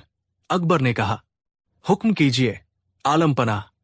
आपके हर सवाल का जवाब ढूंढना ही तो मेरा काम है, बीरबल बोले। अकबर की मुस्कान और गहरी हो गई। उन्होंने दरबार में बैठे बाकी मंत्रियों और सलाहकारों पर एक नजर डाली। उनमें से कुछ जो बीरबल से जलते थे कान खड़े करके सुनने लगे। उन्हें लगा कि आज बादशाह जरूर बीरबल को किसी मुश्किल में डालने वाले हैं। खासकर अकबर के साले और मुख्य सलाहकार शाहबाज तान के चेहरे पर एक कुटिल मुस्कान थी। अकबर ने गंभीर होने का नाटक करते हुए कहा, बीरबल, हम अपनी प्रजा से बहुत प्यार करते हैं। हम हमेशा ये जानना चाहते हैं कि वो खुश है या नहीं, लेकिन हम ये कभी नहीं जान पाते कि उनके दिल में, उनके मन में क्या चल रहा है। हम ये जानना चाहते हैं कि इस वक्त, ठीक इसी पल, हमारी सल्तनत में हमारी प्रजा अपने मन में क्या सोच रही है। ये कहकर अकबर एक पल के लिए रुके, जिससे पूरे दरबार में एक गहरा सस्पेंस छा गया। ये सवाल सुनते ही पूरे दरबार में सन्नाटा छा गया। ये कैसा सवाल था? कोई इंसान भला ये कैसे बता सकता है कि लाखों लोग एक ही समय पर अपने मन में क्या सोच रहे हैं? ये तो नामुमकिन था। दरबारी एक दूसरे का मुंह देखने लगे। शाहबाज तान की आंखों में जीत की चमक थी। उसे लगा, आज तो फंसा बीरबल। शाहबाज तान आगे बढ़कर बोला, गुस्ताखी माब, जहां पनाह। लेकिन ये तो एक असंभव कार्य है। किसी के मन की बात जानना इंसान के बस में नहीं। मुझे लगता है बीरबल भी इस बार आपकी उम्मीदों पर खरे नहीं उतर पाएंगे। अकबर ने बीरबल की तरफ देखा। बीरबल के चेहरे पर न कोई शिकन थी, न कोई घबराहट। उन्होंने पूछा, क्या कहते हो बीरबल? क्या यह नामुमकिन है? बीरबल ने एक हल्की सी मुस्कान के साथ जवाब दिया, जहां पनाह, इस दुनिया में कुछ भी नामुमकिन नहीं है। बस थोड़ा वक्त और सही तरीका चाहिए होता है। यह सुनकर शाहबाज तान का मुंह उतर गया। अकबर उत्साहित होकर बोले, वाह बीरबल, वाह, हमें तुमसे यही उम्मीद थी। तो बताओ, तुम्हें कितना वक्त चाहिए? जहां पनाह, यह काम बहुत बड़ा है। बीरबल ने कहा, मुझे इसके लिए 1 महीने का वक्त और शाही टजाने से 1 लाख सोने की मोहरें चाहिए होंगी। 1 लाख सोने की मोहरें। यह सुनकर दरबारियों की आंखें फटी की फटी रह गई। शाहबाज तान को एक और मौका मिल गया। वो बोला, 1 लाख मोहरें। जहां पनाह, यह तो शाही टजाने की बर्बादी है। यह साफ है कि बीरबल जवाब नहीं ढूंढ सकते और बस वक्त और पैसा बर्बाद करना चाहते हैं। अकबर ने सोच में पड़कर पूछा, बीरबल, क्या तुम यकीन से कह सकते हो कि तुम जवाब ले आओगे? बीरबल ने पूरे आत्मविश्वास से कहा, जहां पनाह, अगर मैं 1 महीने में आपकी प्रजा के मन की बात न बता सका तो मैं हर सजा भुगतने को तैयार हूं। लेकिन मेरी एक शर्त है कि इस 1 महीने के दौरान कोई भी मुझसे ये नहीं पूछेगा कि मैं इन पैसों का क्या कर रहा हूं। अकबर को बीरबल पर पूरा भरोसा था। उन्होंने मुस्कुराकर कहा, मंजूर है, जाओ और हमारे सवाल का जवाब लेकर आओ। बीरबल ने बादशाह को सलाम किया और दरबार से चले गए। उनके जाने के बाद दरबार में कानाफूसी शुरू हो गई। शाहबाज तान मन ही मन बहुत खुश था। दिन हफ्तों में और हफ्ते महीने में बदलते चले गए। बीरबल ने शाही टजाने से 1 लाख मोहरें ली और गायब हो गए। किसी को कुछ पता नहीं था कि वो कहाँ है और क्या कर रहे हैं। शाहबाज तान के जासूसों ने आकर उसे अजीब अजीब तबरे दी। किसी ने बताया कि बीरबल गरीबों में अनाज और कपड़े बंटवा रहे हैं, तो किसी ने कहा कि वो किसानों को बीज खरीदने के लिए मोहरें दे रहे हैं। ये सब सुनकर शाहबाज तान का सिर चकरा गया। उसने फौरन जाकर बादशाह अकबर के कान भरे कि बीरबल शाही टजाने को लुटा रहे हैं। लेकिन अकबर ने कहा कि हमें शर्त के मुताबिक इंतजार करना चाहिए। और फिर वो दिन आ ही गया। 1 महीना पूरा हो गया। आज दरबार खचाखच भरा हुआ था। हर कोई ये देखने आया था कि बीरबल क्या जवाब देते हैं। सबकी सांसें अटकी हुई थी। तभी नगाड़ों की आवाज गूंजी और बीरबल ने दरबार में प्रवेश किया। वो अकेले नहीं थे। उनके पीछे पीछे अलग अलग तरह के लोगों की एक भीड़ थी, जिसमें किसान, व्यापारी, मजदूर, औरतें और बच्चे शामिल थे। अकबर ये देखकर हैरान रह गए और पूछा, बीरबल, ये सब क्या है? ये लोग यहां क्या कर रहे हैं और हमारा जवाब कहाँ है? बीरबल ने मुस्कुराकर कहा, जहां पनाह, आपका जवाब इन्हीं लोगों के पास है। मैंने 1 महीना लगाकर आपकी प्रजा के मन की बात जान ली है। शाहबाज तान जोर से हंसा। हाँ हाँ हाँ, क्या मजाक है। इन चंद लोगों से पूछकर ये कैसे बता सकते हैं कि लाखों लोग क्या सोच रहे हैं? सब्र रखिए शाहबाज तान साहब, बीरबल ने कहा और फिर एक किसान को आगे बुलाया। जहां पनाह, ये एक किसान है। ये हमेशा अपनी जमीन, अपनी फसल और मौसम के बारे में सोचता है। फिर उन्होंने एक व्यापारी को आगे किया और बताया, ये एक व्यापारी है। ये हमेशा अपने व्यापार के नफे नुकसान के बारे में सोचता है। इसी तरह बीरबल एक एक करके अलग अलग लोगों को आगे बुलाते रहे और बताते रहे कि एक मां अपने बच्चे के बारे में, एक सैनिक देश की सुरक्षा के बारे में और एक भूखा इंसान सिर्फ रोटी के बारे में सोचता है। अकबर बीरबल की बातों से प्रभावित हो रहे थे।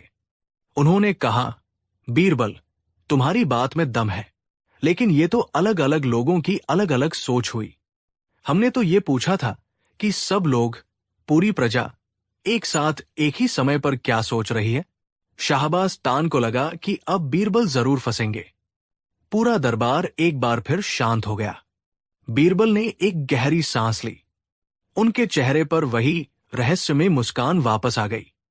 उन्होंने अपनी आवाज में एक नाटकीय ठहराव लाते हुए कहा, जहांपनाह, इन सब अलग अलग सोचों के अलावा एक सोच ऐसी है जो इस सल्तनत में रहने वाले हर इंसान के मन में है, चाहे वो किसान हो या व्यापारी, अमीर हो या गरीब।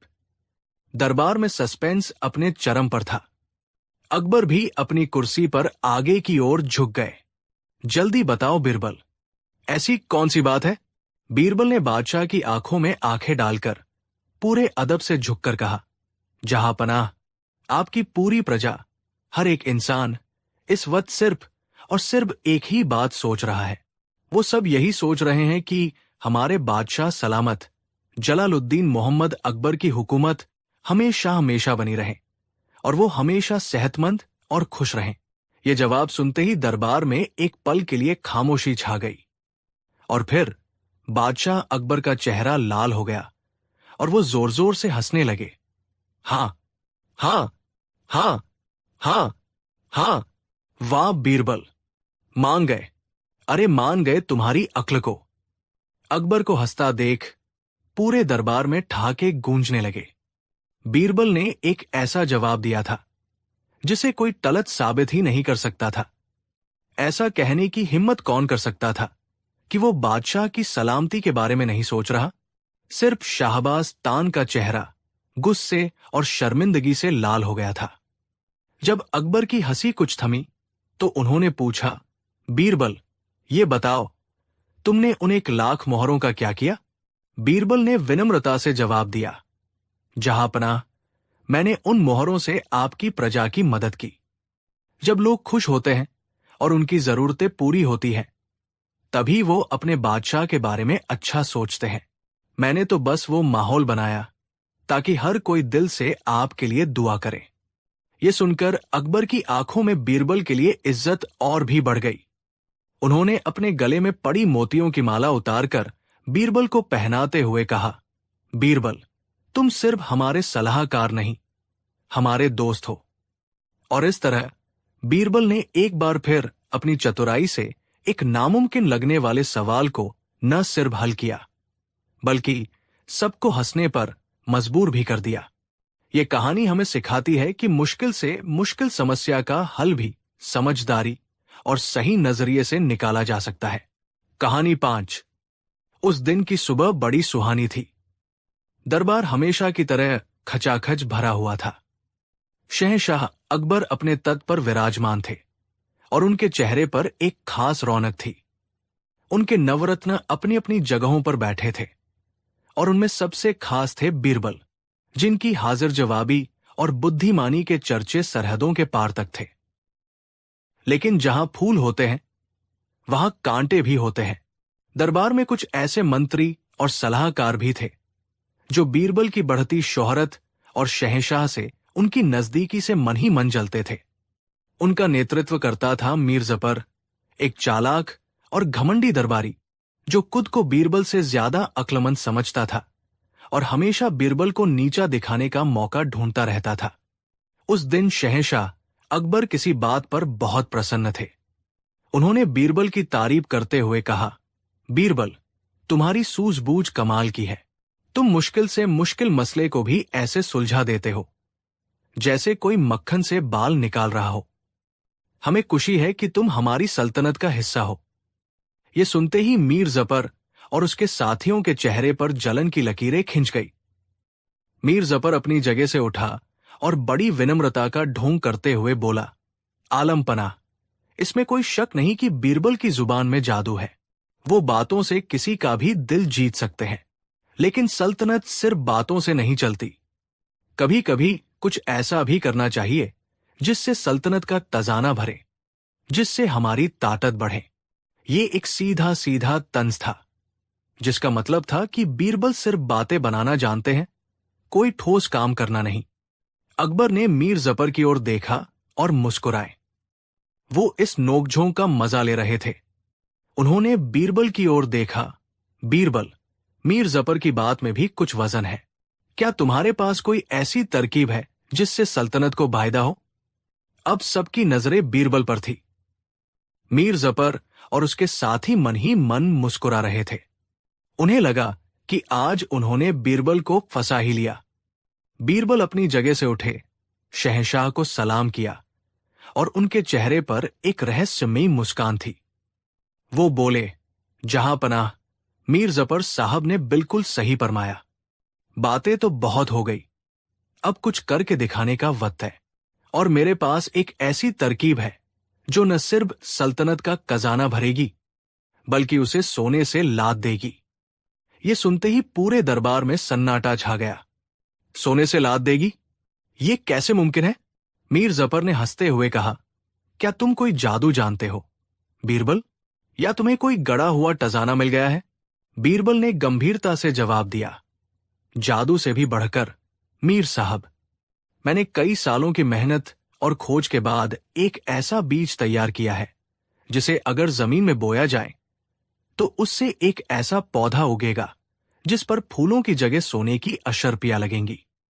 ये शब्द जैसे ही दरबार में गूंजे, एक भूचाल सा आ गया। हर कोई हैरान, परेशान और अविश्वसनीय नजरों से बीरबल को देख रहा था।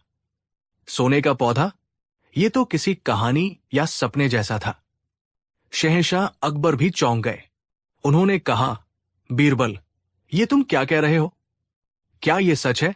क्या ऐसा मुमकिन है? बीरबल ने अपनी जेब से एक छोटा सा चमकता हुआ बीज निकाला और उसे अपनी हथेली पर रखकर सबको दिखाया। आलम पनाह, ये कोई मजाक नहीं है। ये बीज असली है और ये पौधा भी उगेगा। बस इसे बोने की एक छोटी सी शर्त है। अब दरबारियों की सांसें अटक गई। उनकी आंखों में लालच और जिज्ञासा साफ दिख रही थी। हर कोई उस सोने के पौधे का मालिक बनना चाहता था। मीर जफर ने तुरंत पूछा, कैसी शर्त? हम हर शर्त पूरी करने को तैयार हैं। बीरबल ने पूरे दरबार पर एक गहरी नजर डाली और फिर अपनी धीमी और गंभीर आवाज में कहा, शर्त बहुत सीधी है। इस जादुई बीज को सिर्फ वही इंसान जमीन में बो सकता है जिसने अपनी पूरी जिंदगी में कभी कोई बेईमानी न की हो, कभी किसी से ईर्ष्या या जलन न की हो, और जिसके मन में कभी कोई लालच न आया हो। यानी इसे बोने वाले का दिल और आत्मा शीशे की तरह साफ होने चाहिए। अगर किसी ऐसे इंसान ने इसे छू भी लिया जिसके मन में जरा सा भी खोट है, तो ये बीज उसी पल जलकर राख हो जाएगा। ये सुनते ही दरबार में जो उत्साह का माहौल था, वो अचानक एक अजीब सी खामोशी में बदल गया। सोने की अशर्पियों का सपना देखने वाले दरबारी अब एक दूसरे का मुंह ताकने लगे। हर किसी के चेहरे का रंग उड़ गया था। बीरबल ने एक ऐसी शर्त रख दी थी जिसे पूरा करना किसी के बस की बात नहीं थी। बीरबल ने मुस्कुराते हुए कहा, तो चलिए शुरुआत करते हैं। हमारे दरबार में एक से बढ़कर एक ज्ञानी, ध्यानी और ईमानदार लोग मौजूद हैं। कौन है वो कुशनसीब जो इस बीज को बोकर सल्तनत को मालामाल करेगा? उन्होंने सबसे पहले सल्तनत के सबसे बुजुर्ग और सम्मानित मंत्री की ओर देखा और कहा, शमसुद्दीन साहब, आप सबसे ज्यादा तजुर्बेकार और नेक इंसान हैं। आप ही इसकी शुरुआत कीजिए। शमसुद्दीन साहब, जो अब तक सोने के सपने देख रहे थे, अचानक घबरा गए। वो अपनी जगह पर ही कांपने लगे।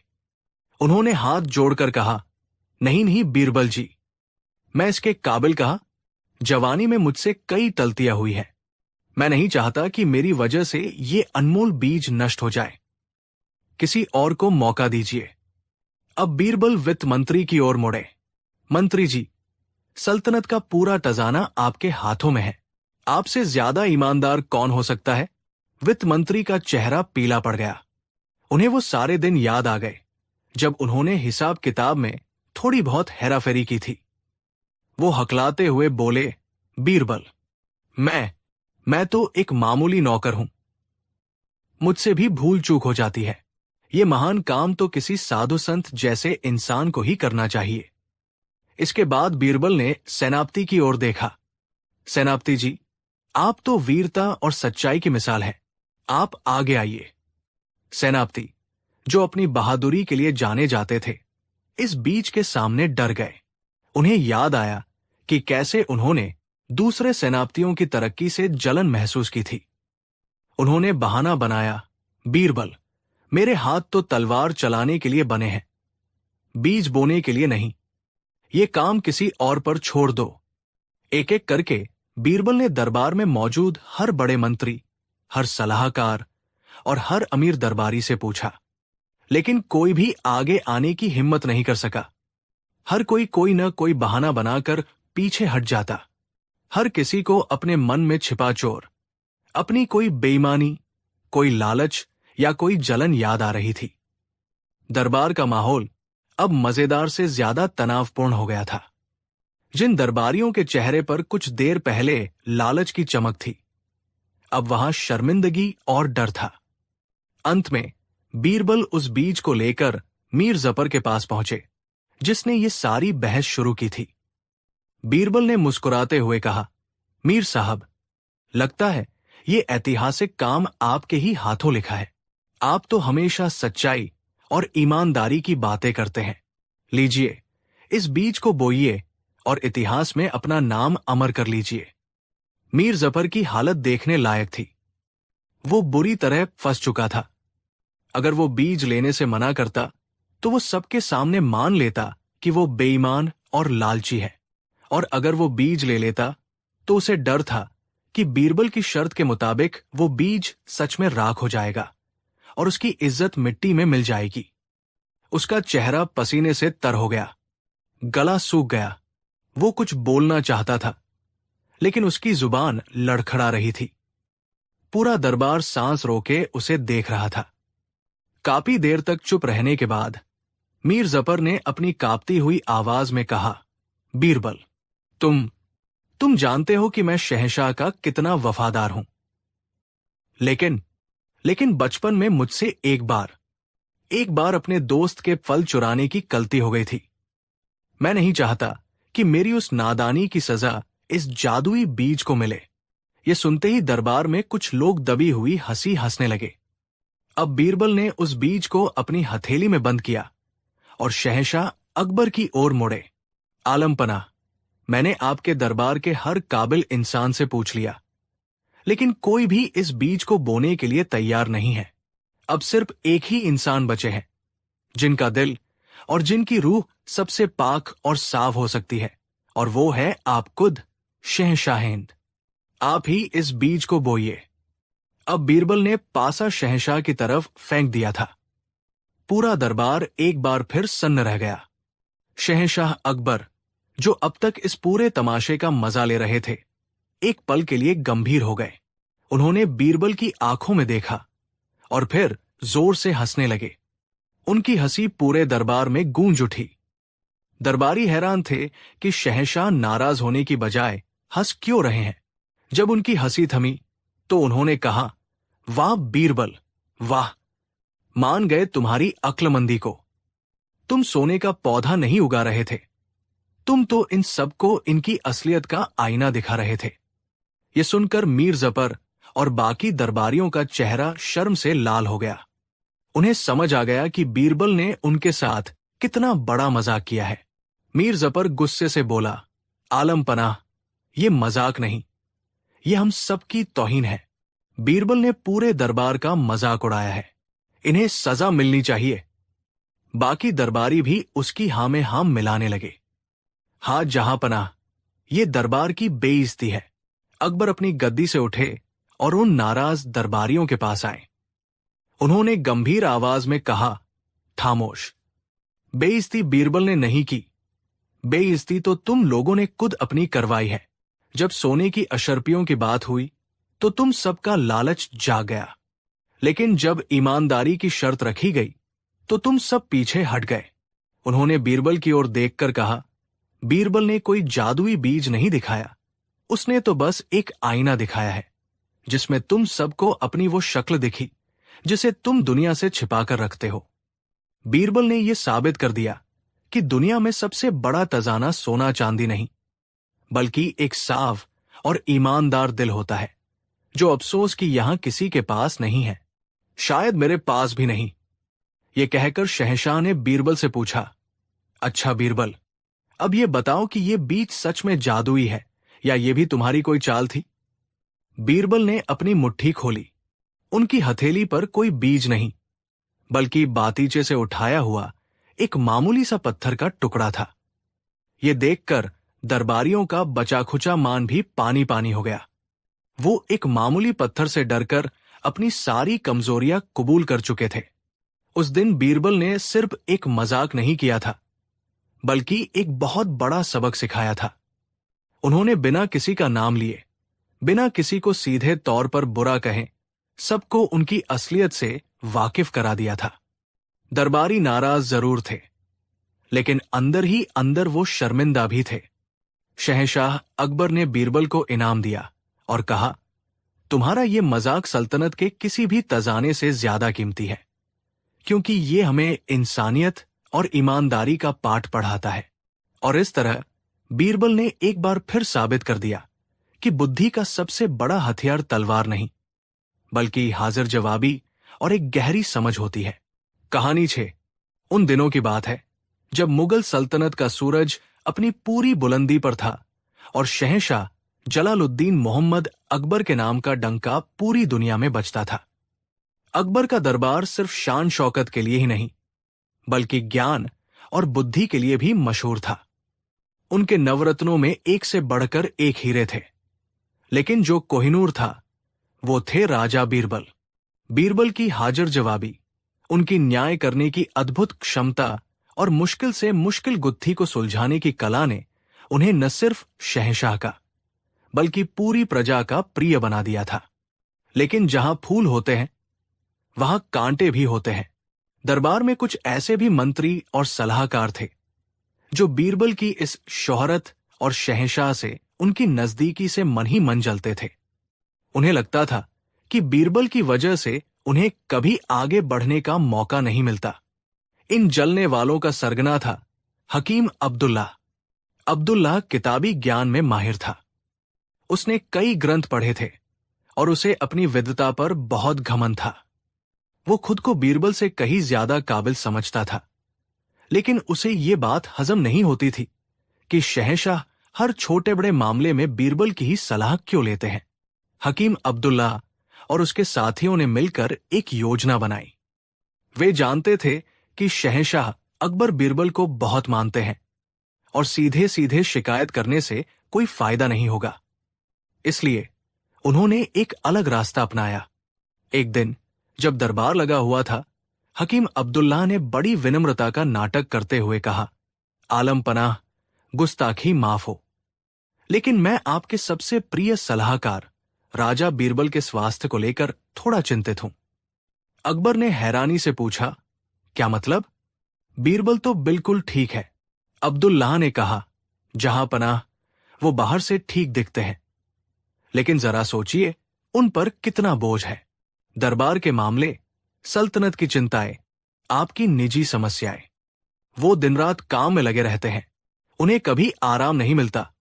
मेरा मानना है कि अगर उन्हें कुछ महीनों का आराम दिया जाए तो वो फिर से नई ऊर्जा के साथ आपकी सेवा कर सकेंगे। एक कीमती हीरे को भी चमक बनाए रखने के लिए आराम की जरूरत होती है। अब्दुल्लाह के साथी भी उसकी हां में हां मिलाने लगे। एक ने कहा, हकीम साहब बिल्कुल ठीक कह रहे हैं, हमने देखा है बीरबल आजकल कितने थकेथके से रहते हैं। अकबर को उनकी बातों में सच्चाई नजर आई। उन्हें लगा कि वे वाकई बीरबल से बहुत ज्यादा काम लेते हैं। बीरबल उनके लिए सिर्फ एक मंत्री नहीं, बल्कि एक दोस्त भी थे। उनकी चिंता करना अकबर का फर्ज था। उन्होंने बीरबल को अपने पास बुलाया और कहा, बीरबल, हमें लगता है कि तुम्हें कुछ समय के लिए काम से छुट्टी ले लेनी चाहिए। तुम 6 महीने की लंबी यात्रा पर जाओ, तीर्थ करो, दुनिया देखो और आराम करो। तुम्हारे बिना दरबार सूना तो लगेगा, लेकिन तुम्हारी सेहत से बढ़कर कुछ नहीं। बीरबल समझ गए कि ये उनके विरोधियों की एक चाल है, लेकिन वो शहंशाह के हुक्म को कैसे टाल सकते थे? उन्होंने मुस्कुराते हुए कहा, जो हुक्म जहांपना, आपकी चिंता मेरे लिए सम्मान की बात है। और इस तरह बीरबल एक लंबी छुट्टी पर चले गए। उनके जाते ही हकीम अब्दुल्ला और उसके साथियों ने जश्न मनाया। अकबर ने दरबार चलाने के लिए एक अस्थायी मुख्य सलाहकार की जरूरत महसूस की। हकीम अब्दुल्ला ने खुद को इस पद के लिए सबसे योग्य उम्मीदवार के रूप में पेश किया। अकबर ने उसकी विद्वता को देखते हुए उसे अस्थायी तौर पर बीरबल की जगह नियुक्त कर दिया। मुख्य सलाहकार का पद पाते ही हकीम अब्दुल्लाह का अहंकार 7वें आसमान पर पहुंच गया। वो हर मामले में अपनी किताबी विद्या का प्रदर्शन करने लगा। छोटी छोटी बातों को भी वो इतना जटिल बना देता कि किसी को कुछ समझ ही नहीं आता। वो अरबी और फारसी के मुश्किल शब्दों का इस्तेमाल करके लोगों पर अपना रौब जमाता। कुछ हफ्तों तक तो सब ठीक ठाक चलता रहा, क्योंकि कोई बड़ा या मुश्किल मामला सामने नहीं आया। लेकिन असली परीक्षा का समय अब आने वाला था। एक दिन दरबार में आगरा के सबसे अमीर व्यापारियों का एक समूह घबराया हुआ पहुंचा। उनके चेहरे पीले पड़े थे और आंखों में खौफ था। उन्होंने शहंशाह अकबर से न्याय की गुहार लगाई। अकबर ने पूछा, क्या हुआ? तुम सब इतने डरे हुए क्यों हो? एक व्यापारी, जिसका नाम सेठ हीरालाल था, कांपती हुई आवाज में बोला, जहां पनाह, गजब हो गया। शहर में एक ऐसा चोर आया है जो सोना चांदी या हीरे जवाहरात नहीं चुराता। अकबर ने हैरानी से पूछा, तो फिर क्या चुराता है? हीरालाल ने कहा, जहां पनाह, वो चोर हमारे ख्वाब और हमारे ख्याल चुरा लेता है। ये सुनकर पूरा दरबार सन्न रह गया। ये कैसी बेतुकी बात थी? ख्वाब और ख्याल कोई कैसे चुरा सकता है?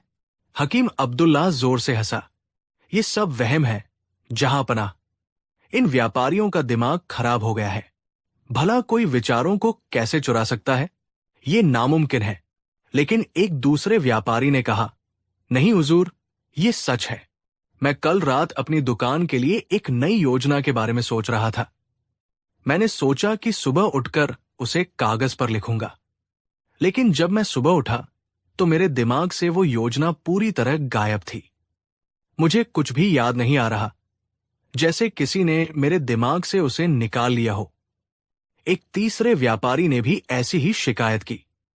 उसने कहा कि उसने एक सपना देखा था जिसमें उसे एक बड़ा खजाना मिला था, लेकिन सुबह उठते ही वो सपना उसके दिमाग से ऐसे गायब हो गया जैसे कभी था ही नहीं। धीरे धीरे ये खबर पूरे शहर में फैल गई। हर कोई डर गया। लोग रात को कुछ भी नया सोचने या सपने देखने से डरने लगे। शहर का व्यापार ठप होने लगा, क्योंकि व्यापारियों को डर था कि उनके नए व्यापारिक विचार चोरी हो जाएंगे। मामला गंभीर होता जा रहा था। अकबर ने हकीम अब्दुल्लाह को आदेश दिया, अब्दुल्ला, तुम हमारे मुख्य सलाहकार हो। इस समस्या का हल निकालो। हमारी प्रजा बहुत डरी हुई है। अब्दुल्लाह ने घमंड से कहा, आप चिंता न करें, जहांपनाह, मैं अपनी अक्ल से इस चोर को पकड़ लूंगा। उसने अपना किताबी ज्ञान लगाना शुरू किया। सबसे पहले उसने तर्क दिया कि यह किसी अदृश्य शक्ति का काम है।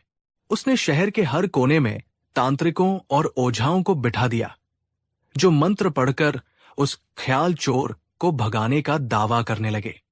इससे लोगों का डर और बढ़ गया, लेकिन समस्या का कोई हल नहीं निकला। जब यह तरीका नाकाम रहा तो अब्दुल्लाह ने दूसरा उपाय सोचा। उसने ऐलान किया कि सभी व्यापारी रात को सोते समय अपने सिर पर लोहे का हेलमेट पहनकर सोए, ताकि चोर उनके दिमाग में न घुस सके। कुछ लोगों ने ऐसा किया भी, लेकिन यह उपाय इतना हास्यास्पद था कि लोग उसका मजाक उड़ाने लगे। चोरी फिर भी नहीं रुकी। हकीम अब्दुल्लाह की सारी होशियारी धरी की धरी रह गई। वो कोई हल नहीं निकाल पा रहा था। हर दिन दरबार में शिकायतों का अंबार लग जाता। अकबर का गुस्सा बढ़ता जा रहा था। उनकी सल्तनत की प्रतिष्ठा दांव पर लगी थी। लोग कहने लगे थे कि जब से बीरबल गए हैं, दरबार की बुद्धि भी चली गई है। एक दिन अकबर गुस्से में सिंहासन से उठ खड़े हुए और बोले, बस, बहुत हो गया। हकीम अब्दुल्ला, तुम इस पद के लायक नहीं हो। तुमने अपनी मूर्खता से एक छोटी सी समस्या को नासूर बना दिया है। अकबर को पहली बार बीरबल की कमी इतनी शिद्दत से महसूस हुई। उन्होंने सोचा, अगर आज बीरबल यहां होते तो वो इस अजीबोगरीब समस्या का हल चुटकियों में निकाल देते। उन्होंने तुरंत अपने सबसे तेज घुड़सवारों को आदेश दिया, जाओ, पूरी सल्तनत में हर जगह तलाश करो। बीरबल जहां कहीं भी हो, उनसे कहना कि शहंशाह ने उन्हें फौरन याद किया है। उन्हें वापस लेकर आओ। घुड़सवार चारों दिशाओं में दौड़ पड़े। कई हफ्तों की तलाश के बाद उन्हें बीरबल गंगा नदी के किनारे एक छोटे से आश्रम में मिले, जहां वे साधुओं के साथ ज्ञान चर्चा कर रहे थे। सिपाहियों ने उन्हें आगरा के हालात और ख्याल चोर की पूरी कहानी बताई। पूरी बात सुनकर बीरबल बस मुस्कुरा दिए। वो तुरंत आगरा लौटने के लिए तैयार हो गए। जब बीरबल दरबार में पहुंचे तो उन्हें देखकर अकबर की जान में जान आई। उन्होंने बीरबल को गले से लगा लिया। हकीम अब्दुल्ला शर्म से सिर झुकाए एक कोने में खड़ा था। अकबर ने कहा, बीरबल, हमें माफ कर दो। हमने तुम्हें भेजकर बहुत बड़ी गलती की। देखो, तुम्हारे बिना हमारे दरबार का क्या हाल हो गया है। एक चोर ने हमारी नाक में दम कर रखा है। बीरबल ने कहा, शांत हो जाइए जहांपना, मैं आ गया हूं। अब सब ठीक हो जाएगा। मुझे उन व्यापारियों से मिलवाइए। सभी पीड़ित व्यापारियों को दरबार में बुलाया गया। बीरबल ने उनसे बड़े ध्यान से उनकी समस्या सुनी। उन्होंने किसी का मजाक नहीं उड़ाया, बल्कि बहुत गंभीरता से उनकी बातों को सुना। सब कुछ सुनने के बाद बीरबल ने कहा, आपकी समस्या बहुत गंभीर है। ये चोर वाकई बहुत शातिर है, लेकिन मेरे पास उसे पकड़ने का एक तरीका है। उन्होंने अकबर से कहा, जहांपना, मुझे एक बहुत बड़ा कड़ाहा, 100 लीटर दूध, 50 किलो शक्कर और 20 किलो चावल चाहिए। ये सुनकर सब हैरान रह गए। चोर पकड़ने का इन चीजों से क्या लेना देना? हकीम अब्दुल्ला ने मन ही मन सोचा, ये तो मुझसे भी बड़ा मूर्ख है। मैं तो हेलमेट पहनने को कह रहा था, ये खीर बनाने की बात कर रहा है। लेकिन अकबर को बीरबल पर पूरा भरोसा था। उन्होंने तुरंत सारी चीजों का इंतजाम करने का हुक्म दिया। अगले दिन शहर के मुख्य चौराहे पर एक बड़ा सा कड़ाहा चढ़ाया गया और उसमें खीर पकने लगी। जब खीर बनकर तैयार हो गई तो उसकी खुशबू पूरे शहर में फैल गई। बीरबल ने मुनादी करवाई, शहंशाह अकबर के हुक्म से आज रात शहर के सभी लोग इस जादुई खीर को खाएंगे। ये खीर ख्याल चोर को पकड़ने के लिए बनाई गई है।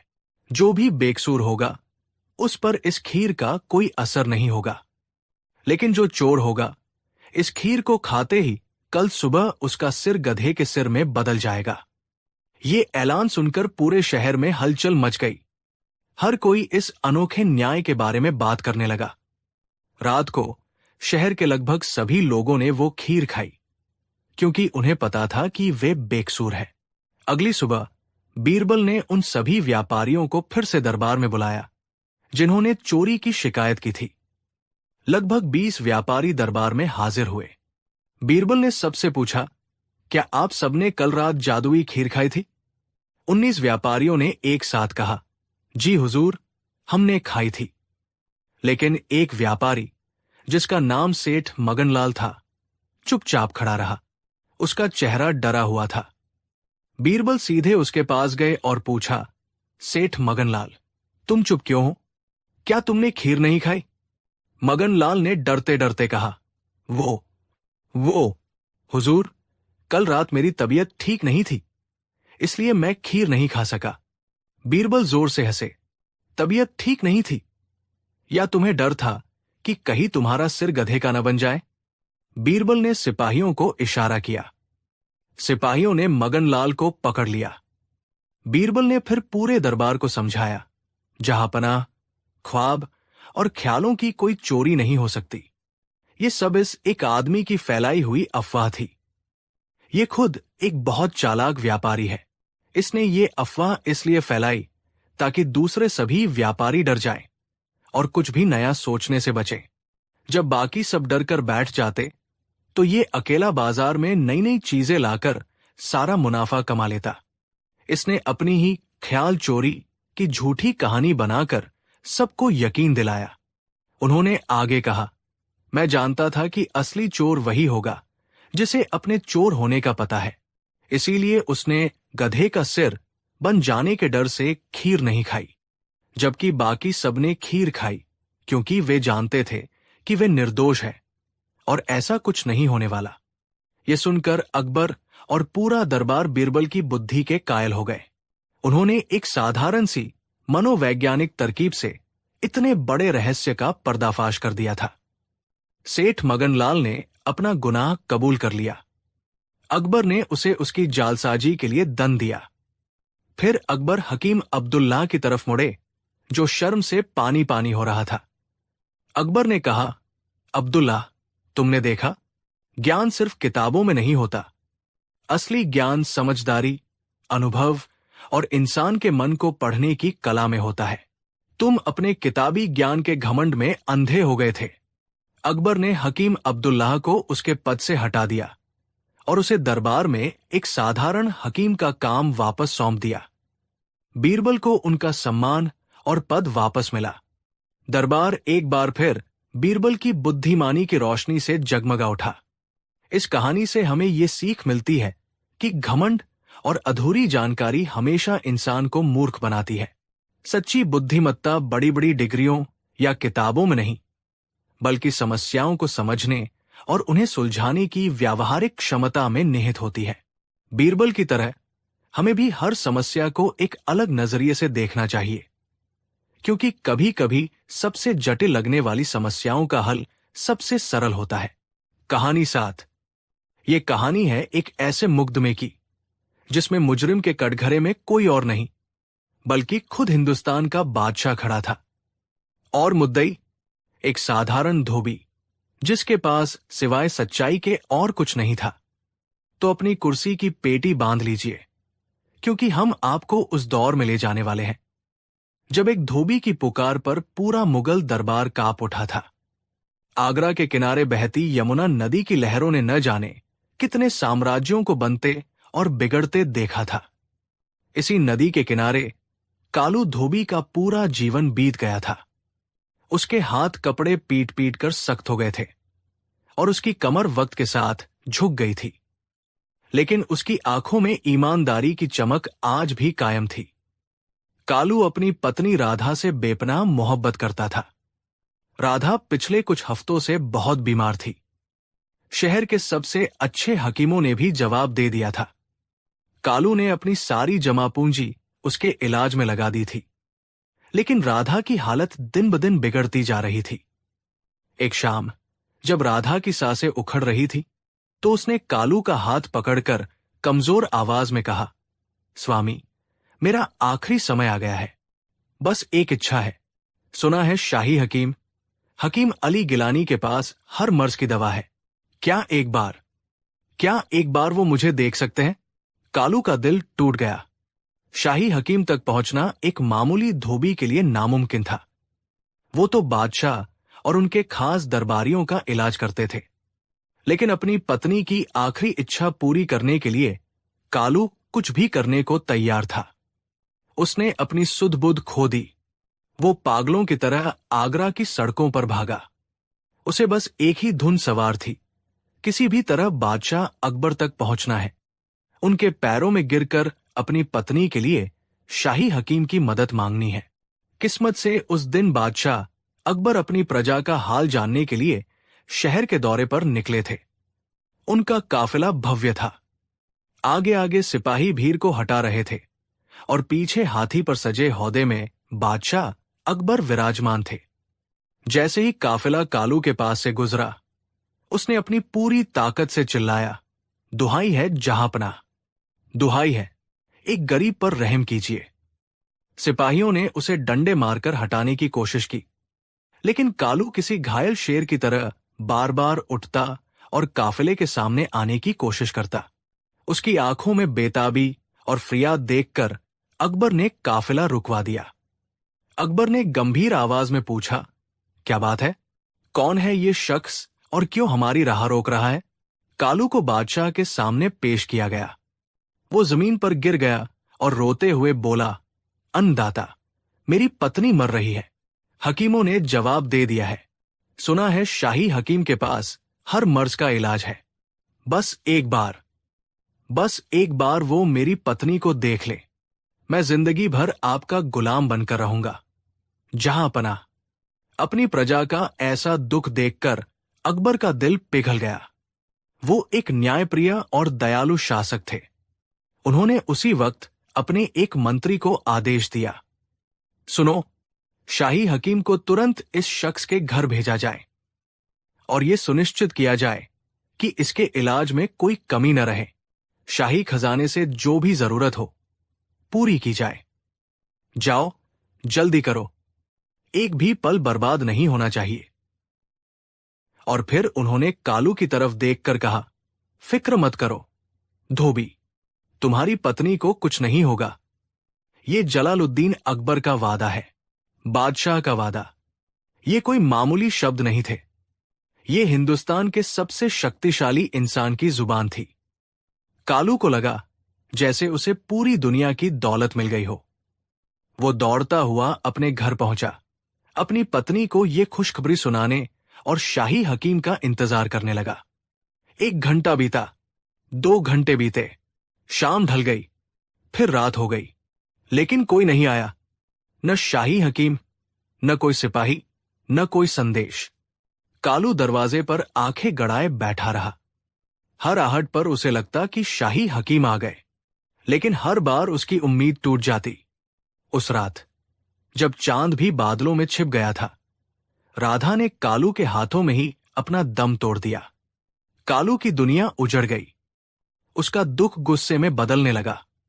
बादशाह ने उससे वादा किया था, शहंशाहिंद ने अपनी जुबान दी थी।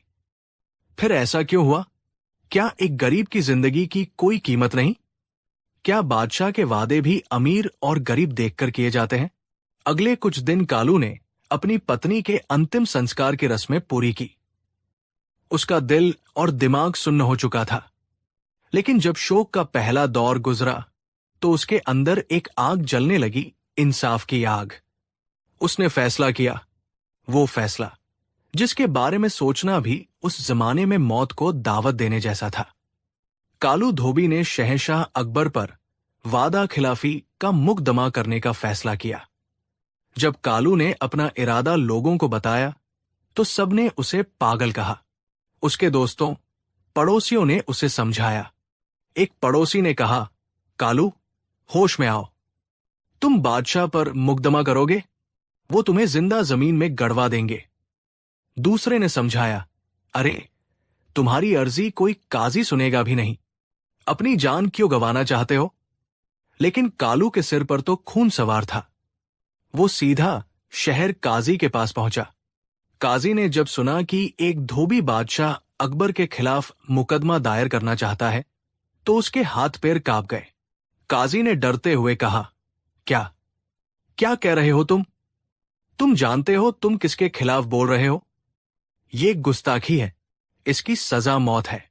कालू ने शांत लेकिन दृढ़ आवाज में जवाब दिया, काजी साहब, मैंने सुना है कि बादशाह अकबर के राज में सबको बराबर इंसाफ मिलता है।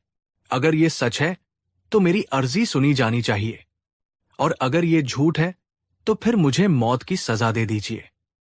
कम से कम दुनिया को ये तो पता चलेगा कि बादशाह का इंसाफ सिर्फ एक दिखावा है। कालू के इन शब्दों में इतनी सच्चाई और इतनी हिम्मत थी कि काजी की जुबान बंद हो गई। उसे पता था कि अगर उसने ये अर्जी खारिज कर दी और बात बादशाह तक पहुंच गई तो बादशाह शायद उसी से सवाल करे कि उसने एक फरियादी को क्यों लौटाया। बहुत सोचने के बाद काजी ने कांपते हाथों से मुकदमे की अर्जी स्वीकार कर ली और उसे शाही दरबार में भेज दिया। जब ये अर्जी दीवानाम में पढ़ी गई तो पूरे दरबार में सन्नाटा छा गया। मंत्री, सिपह सालार, अमीर उमरा सब एक दूसरे का मुंह देखने लगे। एक धोबी और शहंशाह अकबर पर मुकदमा, ये अनहोनी बात थी। कई दरबारी तो हंसने लगे, इसे एक पागल का मजाक समझकर। अकबर के माथे पर भी बल पड़ गए। उन्हें हल्की हल्की वो घटना याद आ रही थी, लेकिन राजकाज के हजारों कामों के बीच वो उसे लगभग भूल चुके थे। उन्हें गुस्सा आया, एक मामूली धोबी की ये जुर्रत। अकबर ने गुस्से में कहा, यह क्या मजाक है?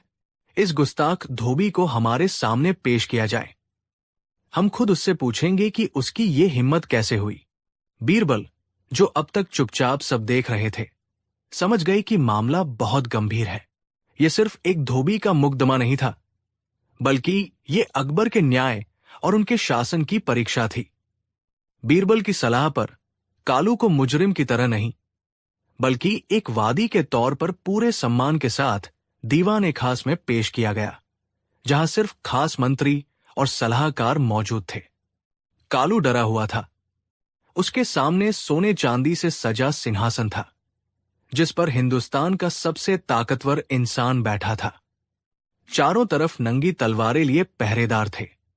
एक पल को उसके कदम डगमगाए, लेकिन फिर उसे अपनी मरी हुई पत्नी राधा का चेहरा याद आया और उसकी हिम्मत लौट आई। अकबर ने कड़क आवाज में पूछा, तो तुम हो वो धोबी जिसने हम पर मुकदमा करने की जुर्रत की है? बताओ, क्या शिकायत है तुम्हारी? कालू ने सिर झुकाकर लेकिन आवाज में दृढ़ता के साथ कहा, जहांपनाह, मैं एक धोबी हूं और आप शहंशाह। मैं आपकी प्रजा हूं और आप मेरे पालक। लेकिन आज मैं आपके सामने एक फरियादी बनकर आया हूं, जिसे उसके बादशाह ने धोखा दिया है। दरबार में कानाफूसी शुरू हो गई। धोखा शब्द सुनकर अकबर की भ्रिकुटी तन गई। साफ साफ कहो, क्या कहना चाहते हो? अकबर ने पूछा। इसके बाद कालू ने पूरी कहानी सुनाई। कैसे उसकी पत्नी बीमार थी, कैसे वो बादशाह के काफिले के सामने गिड़गिड़ाया था, और कैसे बादशाह ने उससे शाही हकीम को भेजने का वादा किया था। कालू ने आंखों में आंसू भरकर कहा, आपने वादा किया था जहांपनाह। आपने कहा था कि मेरी पत्नी को कुछ नहीं होगा। ये जलालुद्दीन अकबर का वादा है। मैं उसी वादे पर भरोसा करके घर लौटा था। मैं सारी रात इंतजार करता रहा। मेरी राधा इंतजार करते करते मर गई। अगर शाही हकीम वक्त पर पहुंच जाते तो शायद वो आज जिंदा होती। उसने अपनी बात खत्म करते हुए कहा, जहांपनाह, मेरी पत्नी की मौत का जिम्मेदार कौन है? आपके उस वादे का क्या हुआ जो आपने अपनी प्रजा से किया था? मैं बस इंसाफ चाहता हूं। कालू की बातों ने अकबर को झकझोर कर रख दिया। उन्हें सब कुछ साफ साफ याद आ गया। उन्हें याद आया कि उन्होंने वादा तो किया था, लेकिन शहर के दौरे से लौटने के बाद दूसरे जरूरी कामों में उलझ गए और वो बात उनके दिमाग से निकल गई। उनके मंत्री ने भी उन्हें याद दिलाना जरूरी नहीं समझा। अब अकबर एक दोराहे पर खड़े थे। एक तरफ उनकी बादशाहत का अहंकार था, जो कह रहा था कि एक धोबी के सामने सिर झुकाना गलत है। दूसरी तरफ उनका ज़मीर था, जो उन्हें कह रहा था कि उनसे एक बहुत बड़ी गलती हुई है। एक दरबारी, जो बादशाह को खुश करना चाहता था, खड़ा हुआ और बोला, जहांपनाह, ये धोबी झूठ बोल रहा है। आपने ऐसा कोई वादा नहीं किया होगा। ये आपकी शान में गुस्ताखी कर रहा है। इसे सजा मिलनी चाहिए। कई और दरबारियों ने भी हां में हां मिलाई। माहौल कालू के खिलाफ होने लगा। तभी बीरबल अपनी जगह से उठे। उन्होंने शांत और सधी हुई आवाज में कहा, जहांपनाह, अगर इजाजत हो तो कुछ अर्ज करना चाहूंगा। अकबर ने कहा, कहो बीरबल, क्या कहना है तुम्हें? बीरबल बोले, अली, ये मामला सिर्फ एक धोबी और एक वादे का नहीं है। ये मामला बादशाह और प्रजा के बीच भरोसे का है। इस मुकदमे का फैसला जो भी होगा, वो इतिहास में लिखा जाएगा। ये फैसला बताएगा कि अकबर के राज में इंसाफ का तराजू सबके लिए बराबर है या बादशाह के लिए उसके नियम अलग है। बीरबल ने कालू की तरफ देखा और फिर अकबर से कहा, हमें सबसे पहले ये पता लगाना चाहिए कि क्या कालू सच कह रहा है। क्या उस दिन ऐसा कोई वादा किया गया था? बीरबल ने मामले की तह तक जाने का फैसला किया। उन्होंने उस मंत्री को बुलाया जिसे अकबर ने आदेश दिया था। मंत्री डर के मारे कांप रहा था। पहले तो उसने बात को टालने की कोशिश की, लेकिन बीरबल के तीखे सवालों के सामने वो ज्यादा देर टिक नहीं सका। मंत्री ने डरते हुए कबूल किया, जी हुजूर, जहां पनाह ने आदेश तो दिया था, लेकिन महल लौटकर दूसरे जरूरी कामों की चर्चा होने लगी और मैं हुक्म की तामील करवाना भूल गया। बीरबल ने काफिले में मौजूद कई सिपाहियों से भी पूछताछ की। सबने इस बात की पुष्टि की कि बादशाह ने रुककर एक धोबी से बात की थी और उसे मदद का वादा किया था। अब सच्चाई शीशे की तरह साफ थी। कालू धोबी एक एक शब्द सच कह रहा था। अगले दिन दरबार फिर से जुड़ा। सबकी नजरें बीरबल पर थी। बीरबल ने अपनी जांच के सारे तथ्य बादशाह के सामने रखे। उन्होंने साबित कर दिया कि कालू ने कोई गुस्ताखी नहीं की है, बल्कि वो एक सच्चा फरियादी है। अब सारी निगाहें अकबर पर टिक गई। पूरा दरबार सांस रोके देख रहा था कि बादशाह क्या फैसला सुनाते हैं। क्या वो अपनी गलती मानेंगे या अपनी ताकत का इस्तेमाल करके इस मामले को रफादफा कर देंगे? अकबर कुछ देर तक खामोश बैठे रहे। उनका चेहरा गंभीर था। उनके मन में एक तूफान चल रहा था। एक तरफ उनकी बादशाहत की इज्जत थी और दूसरी तरफ इंसाफ का तकाजा। और फिर अकबर अपने सिंहासन से उठे। उन्होंने ऐसा कुछ किया जिसकी किसी ने कल्पना भी नहीं की थी। वो सिंहासन से नीचे उतरे और चलते हुए उस कटघरे के पास पहुंचे जहां कालू धोबी खड़ा था। अकबर ने आंखों में पश्चाताप के साथ कहा, कालू, तुम्हारे मुजरिम हम हैं। ये सुनते ही पूरे दरबार में जैसे बिजली दौड़ गई। सब स्तब्ध रह गए। अकबर ने कहना जारी रखा, हम मानते हैं कि हमने तुमसे वादा किया था और हम उसे पूरा नहीं कर पाए। हमारी लापरवाही की वजह से तुम्हारी पत्नी को वक्त पर इलाज नहीं मिला। हम तुम्हारी पत्नी को वापस तो नहीं ला सकते, लेकिन हम अपनी गलती की सजा भुगतने को तैयार हैं। उन्होंने कालू की तरफ देखा और कहा, तुम हमारे बादशाह हो और हम तुम्हारे मुजरिम। बताओ, तुम अपने मुजरिम को क्या सजा देना चाहते हो? यह दृश्य अविश्वसनीय था। हिंदुस्तान का शहंशाह एक मामूली धोबी के सामने एक मुजरिम की तरह सिर झुकाए खड़ा था। कालू की आंखों से झरझर आंसू बहने लगे। वो बादशाह के पैरों में गिर पड़ा। कालू रोते हुए बोला, नहीं जहांपनाह, नहीं, मुझे माफ कर दीजिए। मैंने आपसे इंसाफ मांगा था। आपको शर्मिंदा करना मेरा मकसद नहीं था। आपने अपनी गलती मान ली। मेरे लिए यही सबसे बड़ा इंसाफ है। आप मेरे बादशाह हैं। मैं आपको सजा कैसे दे सकता हूं? अकबर ने कालू को उठाया और उसे गले से लगा लिया। उस दिन वो सिर्फ एक बादशाह नहीं, बल्कि एक महान इंसान साबित हुए थे। लेकिन कहानी यहां खत्म नहीं हुई।